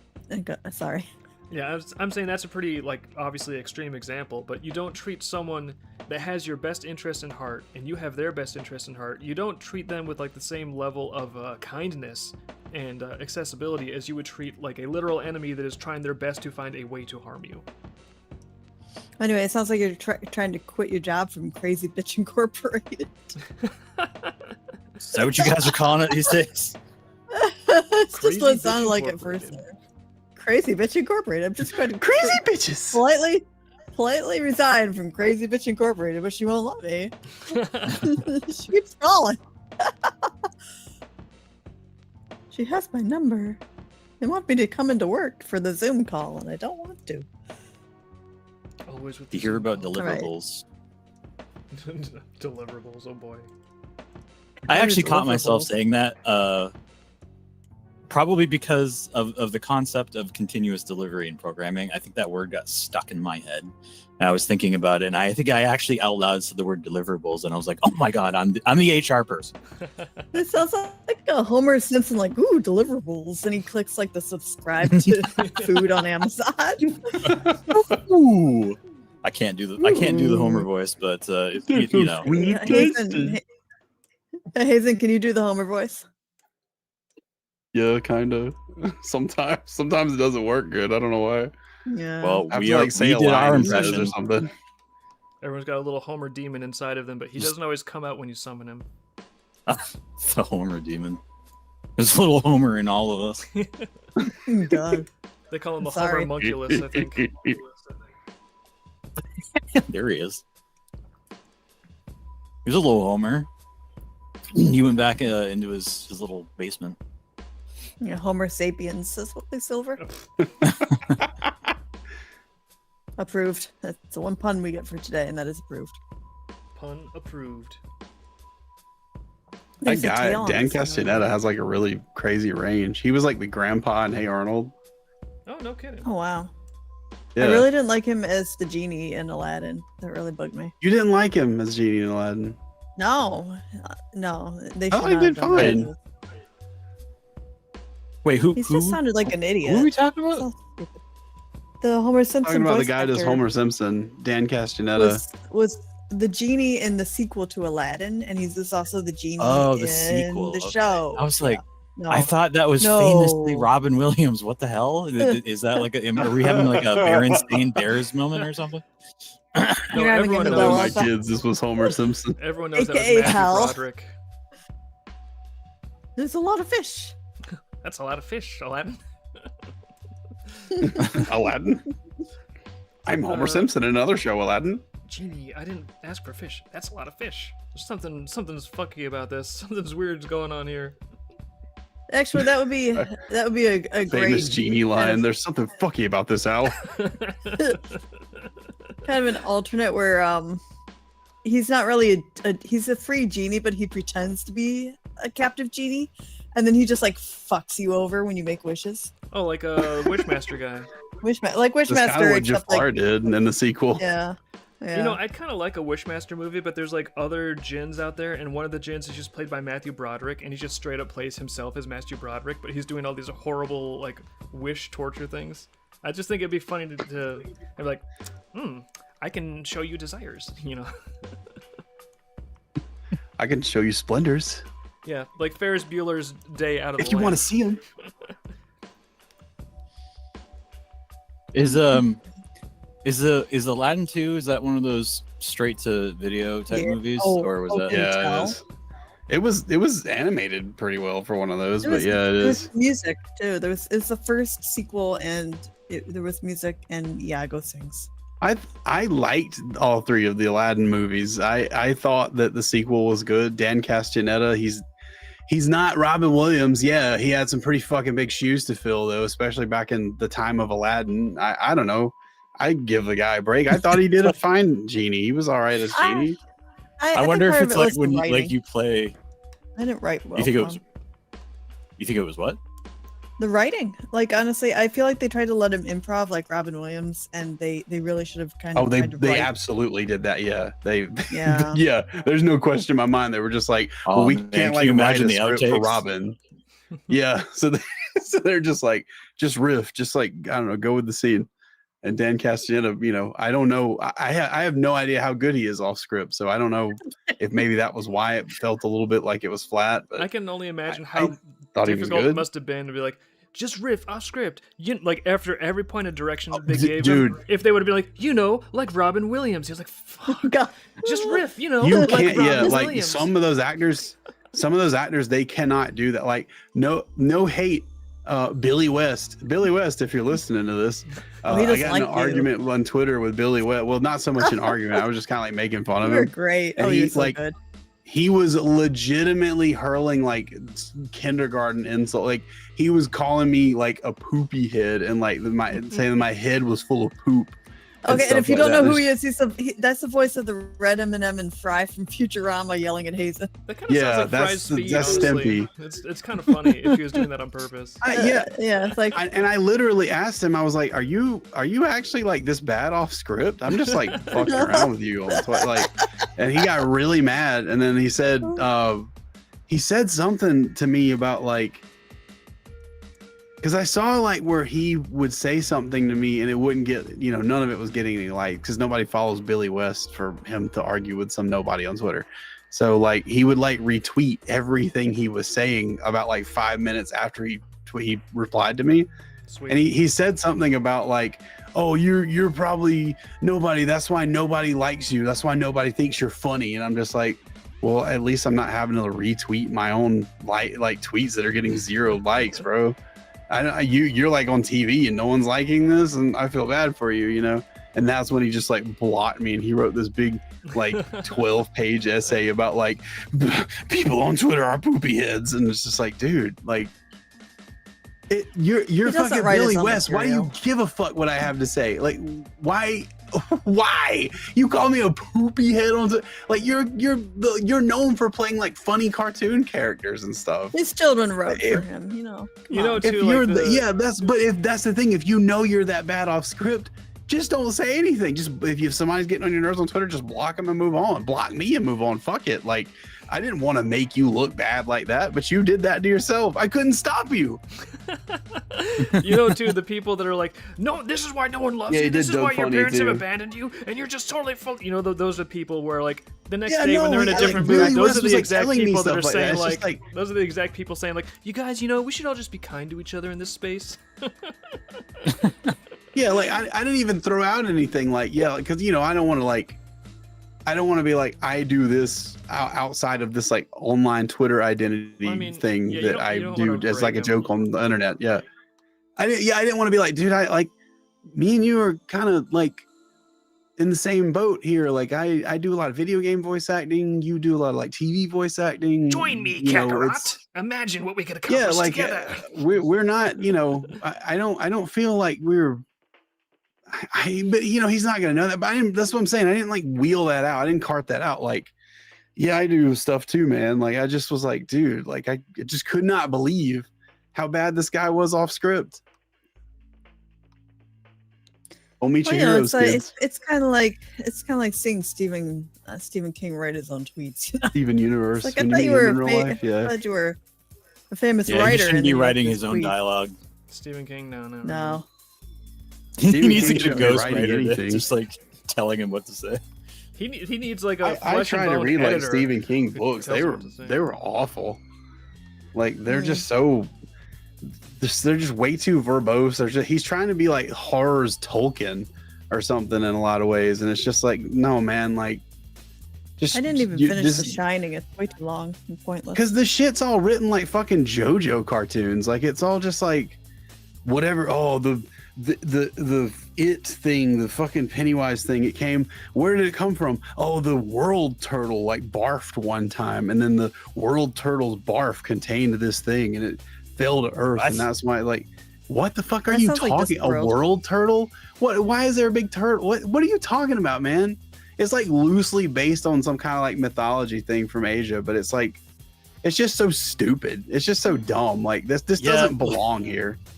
Much like what you were saying about like, well, if you're bad at banter online, just shut the fuck up and just block people. If you're writing a story and you didn't actually think about like, where did this thing come from? Don't try to define it. It's like the worst thing that you can do in writing. I'm not even a writer, and I know the worst thing. Yeah, like it's just like if you're making a horror movie and you don't have like a budget to make like a really interesting looking monster or scary looking monster, just don't show the monster a lot. Just give people like glimpses of a monster. They will imagine the worst possible thing ever. That still works today. You can, if you do it right, you can still do that. You know there's a monster in the backroom stuff forever in the videos on YouTube and in the movie, but when you barely get to see the monster, in my opinion, what they did with the monster in the movie kind of made it feel not as scary because they showed too much of it. I've always thought even when there's like great special effects, it's better when you have like some sort of a psychological tension where you don't see, because the more it's dancing around on screen, the more you're like, yep, there's that thing, I get it, you know. Mm-hmm. Yeah, I don't know. I just like Gabe is saying, like if you don't know what you're doing, talking about like an origin story for something, don't just make something up and be like, oh yeah, a big turtle floats through the universe and it threw up one time, and that's why we have this child-eating clown here. That's why all these children had to go into the sewers and have sex with each other in my book, because they got lost in the sewers because a big turtle threw up. Great, thank you, Steven. That wasn't in the movie. We need like 8 versions of that movie, please. Can we get on that? Can we get another It? I don't know. He's not like terrible at coming up with movie ideas and book ideas. Obviously, he's like, you could say he's like coked out, but creative is another word for that. Very creative. But I still say like I think he's creative. There needs to be an editor that can actually have the power to look at what he's writing and be like, okay, so you got some good stuff here, but 70% of the words that you wrote are getting in the way of it. So we're going to remove those, and then we'll have like a really good story that also is not embarrassing. So there we go. But apparently there was just no one that was willing to rein him in. I don't think he's ever had an editor. I think they just approve it and let him keep trucking. I mean, I don't know guess that he's. Yeah, I don't know that like an editor actually had any control over his shit either.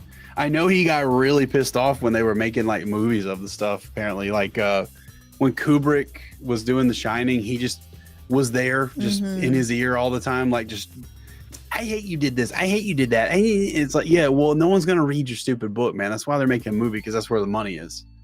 Like, and he hated that they casted Jack Nicholson as the main. God, what is this guy's name?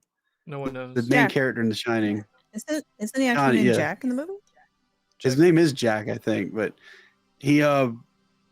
they casted him as the main character, and it's been so long since I've seen The Shining that I can't remember much. But like, Stephen King like had like an argument apparently with Stanley Kubrick, and he was like, "You casted Jack Nicholson as the main character, so like it's not going to be a surprise to anyone. No one's going to be caught off guard when he starts going insane later, because Jack Nicholson always plays insane characters." And it's just like, dude, none of that matters. Yeah, here's Johnny, I guess. You know, like Johnny Carson. So. Oh yeah. Was it? I thought he just said that. I thought his name was Jack because he had like all work and no play makes Jack the old boy. Oh, you're right. I thought he was. His name was actually Jack, but it was. I think it is. Like, it was a good cast. Like everybody, him, Shelley Duvall, everybody. It was a good cast. I thought in The Shining, it was a really scary movie, and it was not scary because of fucking Stephen King. It was scary and good because of Stanley Kubrick. Stephen King looks scary. I think that's where he gets his inspiration. He does look scary. I'm going to send him a letter that just says, "That Stephen King, today is the end of kindness. You look scary." You look scary. P.S. Love Vivid Publishing. No more Mr. Nice Guy. Oh, they needed it more than proofread, Firu. Yeah, like it's they like he needs what George Lucas needed. Like when the first like prequel to Star Wars movies came out, and they were all when they were like all campy and funny, that wasn't because of George Lucas. That was because he was new and he wasn't this like made man in sci-fi, and he was like, people were around him telling like, hey, we shouldn't do this in this movie, we should go and do this thing ever, like the guy they originally were casting for Han Solo, it was like someone else's decision to get what's his name, Harrison Ford, as Han Solo, because he was like a janitor on set or something, and they just caught him like reading lines or something in the mirror, because he was just, anybody who's like a techie or a janitor or something like that, custodial for stage, they're only working there because they want to be an actor. But somebody discovered him, and it wasn't Lucas. Like apparently some other guy was just like one of the casting directors or something was just like, come up here and audition for this real quick, and they put him in there. That's back when you could still do stuff like that. But he got big and known as the Star Wars guy. Whoa, Star Wars! Oh my God, zoinks! And then like 20 years, 30 years later, he's just like, well, now I'm gonna get to make all the movies I actually wanted to make in the prequels. And he like goes and makes these stupid fucking boring movies like that are just awful. He thought Jar Jar was a good idea. Jar Jar Binks. Yeah, like like look at the tone and the way the movie is presented as like a presentation to you in like the Luke Skywalker episodes of Star Wars. Then fast forward 20, 30 years later, look at the fucking prequels. Look how those things actually watch. Look how they sound. It's completely different. And the reason it's completely different is because that's the way George Lucas wanted to make all of the Star Wars movies. He wanted them to all be just this stiff, dry, like totally serious, totally dramatic thing with like fucking Jar Jar Binks in it. That's how he wanted everything to be. And somebody back then told him, you can't do this because that sucks. And that's the only reason those movies got big. That's the only reason people know Star Wars is. That's the only reason he got to do more movies, is because he was not able yet to surround himself with yes men. But the minute he could do that, the movies suffered. They sucked. Now he's not even part of it anymore, and they're even worse than the prequels. I didn't think it was possible to make a movie that was worse than the prequels. I didn't think it was possible for the prequels to look good compared to anything, but they have somehow just like Dave was watching Red Letter Media actually on the latest Star Wars when I was doing some of this cleanup animation, the Red Letter Media guys were talking about Mandalorian and Grogu. You guess what that Star Wars movie is about, by the way? Can you guess? Way too long. Mandalorian and a Grogu, I guess. From what I've heard. Yeah, you got it. I don't know how you figured that out. Good title. Wait, what is it about? Mandalorian and Grogu? Well, it's about the Mandalorian and Grogu. And Grogu? And Grogu. Is that actually Also what it's Grogu. about, or is it just a movie where like they just do stuff? No, it's about... Well, I haven't seen it, so I can't really speak to it. But if the Red Letter Media guys are to be believed, it basically reads as another television season of Mandalorian and Grogu, but they decided instead of having it be a television season, they just condensed it into a movie. So it's sort of like one thing happens, and then another thing happens, and then another thing happens, and he fights this monster and wins, and then he fights this monster and wins. And when you think the movie is over because the problem is over, then all of a sudden we have to do something else like the next episode. Yeah, like halfway through it, they were like, okay, so the movie's over, the main conflict just got resolved, but it's like, no, now there's going to be another episode in the movie. And then it's just the Mandalorian being a badass and Grogu being cute for 90 minutes or longer, and then and that's it. They were saying, you know what, if this was just on Disney Plus as like a TV show, get some popcorn, whatever. It's the euphemism they were using for it over and over again was like, you know what, it's bad, but but it's fun. It's fun. I think their final prognosis That's what was the reviewers and everybody working on it was like, it's fun. Yeah, they put all these clips of all these reviewers being like, oh, it's fun, it's fun, it's fun, it's fun, it's fun. And they're saying like it's not good, just fun. It's not as like overtly destructive to like the Star Wars mythos and story as like, some of the other Disney sequel, prequel, all that. So it's not as like overtly destructive, but they're like, you know what, this one actually might be the worst because it is just so bland and safe that it doesn't even do anything remarkably bad. But yeah, on the it's a good way to actually describe like our modern media is just that everything is safe. Yeah. On the plus side, one thing that they did mention, which caught my interest a little bit was that they did put a bunch of practical effects in the movie, even up to and including like a fight scene with some huge robots where the huge robots were actually literal stop animation, like just old school stuff. So I like the old school visual effects as Just usual. so you could buy the toy. As usual with any Hollywood production, the artists involved, bless their hearts, they go above and beyond. They do amazing things, generally.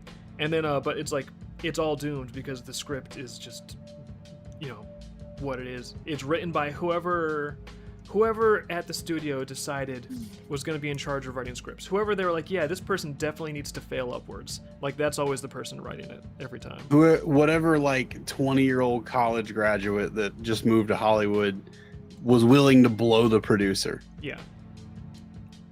That's who got to write it. I will say, And then they get to make Steven Universe. I'm continuously impressed by the astonishing degree to which blowjobs dramatically affect the entertainment that we get to consume, both in a Hollywood Why media, do you think it's mostly women making entertainment now? in a video Like games, Hollywood and games and stuff? in indie animation, quote unquote indie animation, but seriously, like the Some of you think we're joking, we're not. no, actually, it's not a joke. No, they like to eat peanuts too. everyone eat likes them. everyone Oh my likes God. peanuts. That doesn't sound very good at You know, I'm the only one that gets ragged on for saying Toothy. it that way. But you don't get a Steven Universe show, do you?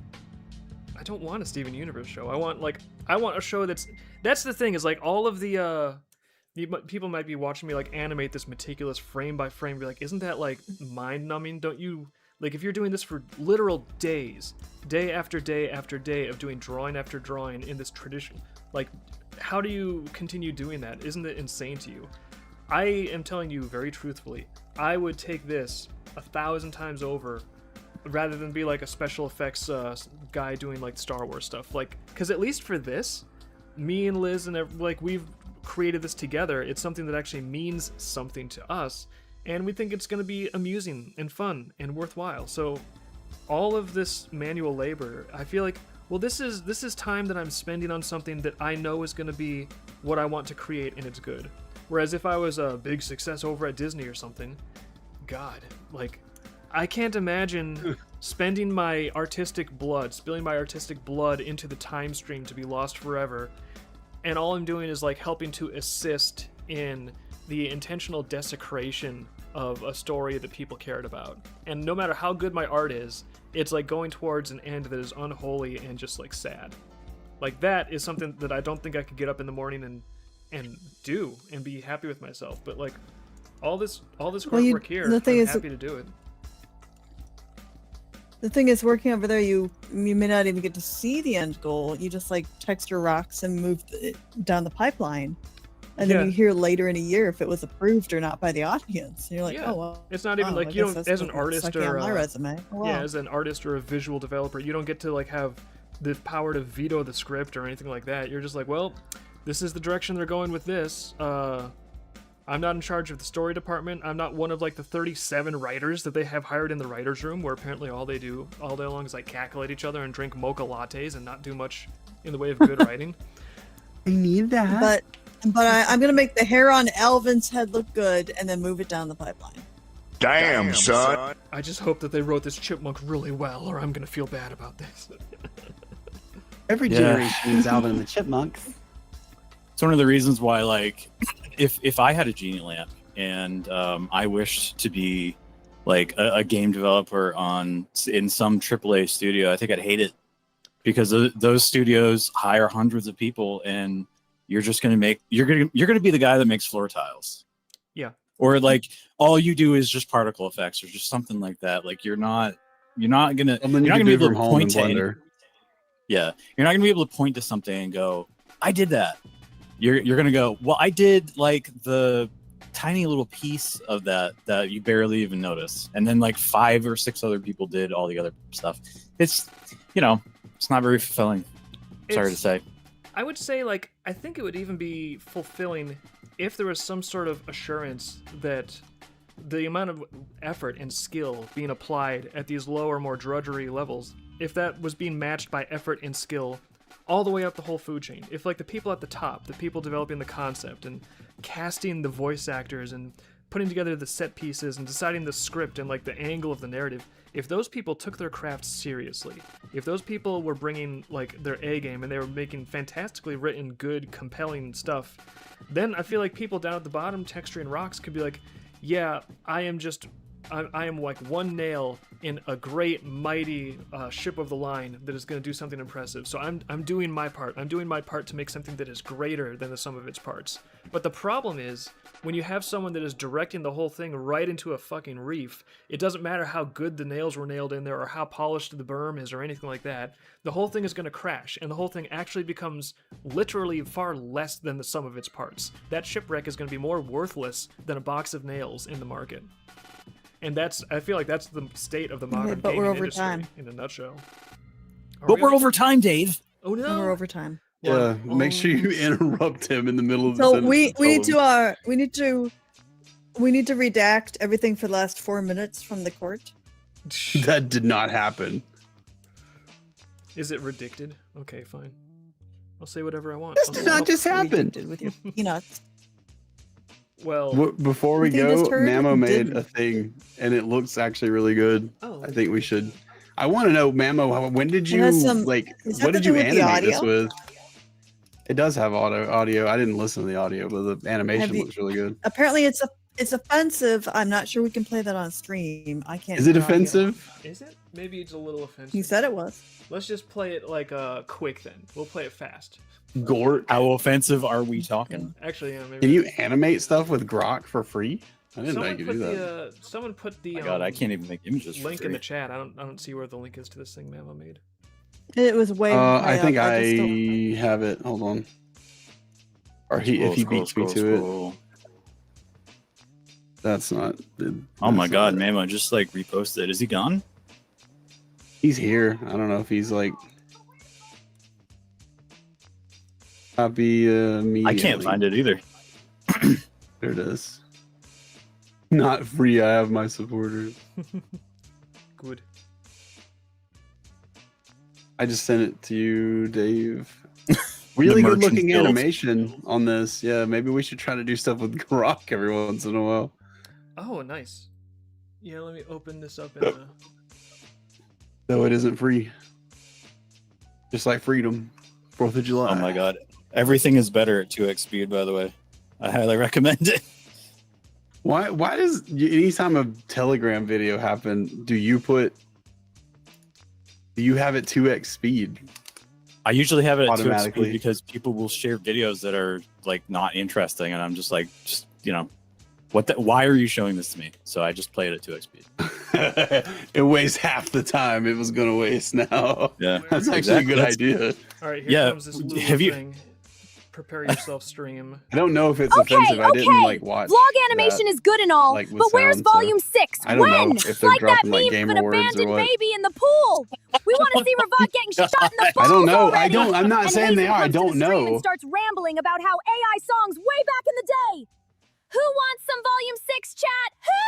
Who? This is Just great. kidding. Love you. This is funny. I like this. Okay. Vlog animation Oh, is wow, good and all, she, but like, where's volume transforms at 6? the end. When? It's like that meme of an To a abandoned baby in fucking career in anime girl. I actually turned on the audio monitoring so I could hear it myself. Man, well, that's awesome. The animation on that actually looks really good, too. And that happened instantly, and I'm over here, like, doing this for a zillion trillion years. But this is almost done, so. I'm noticing, I don't know if it's video compression, but there's like a few frames here or there that look like they didn't render properly or something. Well, I mean, that's been my experience with some of the AI boosting I try to do is sometimes it'll look good overall, but there will be, if you look at it, like a color will be popping in the wrong area. And also, part of the issue is when you're trying to composite it into a final scene, the resolution that it puts it out at matters a lot because you have to I'm put working it, on volume 6 as we do this. Yeah, literally So, volume 6 who do has been in full production the entire time. Liz is coloring everything in as I go. But Liz, I can hear you in the other room, but I don't hear you in the call. I don't know if you muted Is Liz yourself saying or something? not. She She has was. been I'm actually starting to run swallowed. out of pages. to color. So as soon as he's done with this, he goes back to the lines. And Oh no! off. Now it's doing it does the thing where it like compiled your audio and scored it out at like super speed. That's just a call thing. But yeah, no, like I don't want to get off on a tangent about like trying to because AI doesn't yet output PNG image sequences with alpha, which if you're trying to composite things in a scene together, that's the holy grail, is a PNG image sequence with alpha channels. So the workaround is using a green screen, but if it's at like 1080p, the green screen is going to be kind of pixely and fuzzy, and so there is like sharpness and quality issues, and especially when there's some stuff in the image that the AI gets wrong, or it fades the green screen out on the foot in one shot. You know, there's a certain threshold where a sequence might look pretty good on the surface, but to go in and clean it up and make it fully presentable would actually require an equivalent amount of work to just doing it by hand from scratch sometimes. So again, I think AI is a powerful tool. I'm hoping that it improves on a lot of these things. But right now, if I want to be persnickety about getting like a good presentation, sometimes I just gotta get my hands dirty, which I like. It's fun doing that. I just wish I could like multiply time and have infinity time. But we are over time, so I guess that's it for this stream. But I got the very last bit of cleanup done on this. Actually, it's got the hair, the glasses. Everything's ready to go now, so I can get this into the coloring department and work on the final, relatively simple and straightforward Captain Dave shots. But does anyone want to say anything? Oh my god. Your last chance to say something before the stream is concluded. I got nothing. Not gonna be able to top that.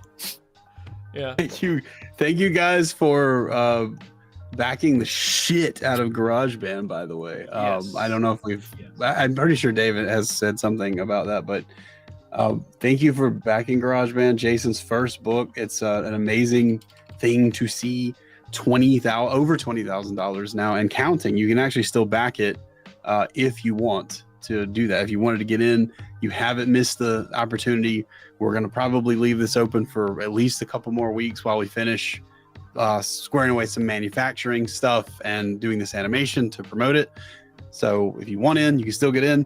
But even if you can't or don't or didn't or already did, we raised $20,000 for a first-time author who really, you know, I don't know of any online audience that he kind of has to speak of. I'm not like shitting on Jason. I'm just saying like GarageBand really deserves to be read by more people.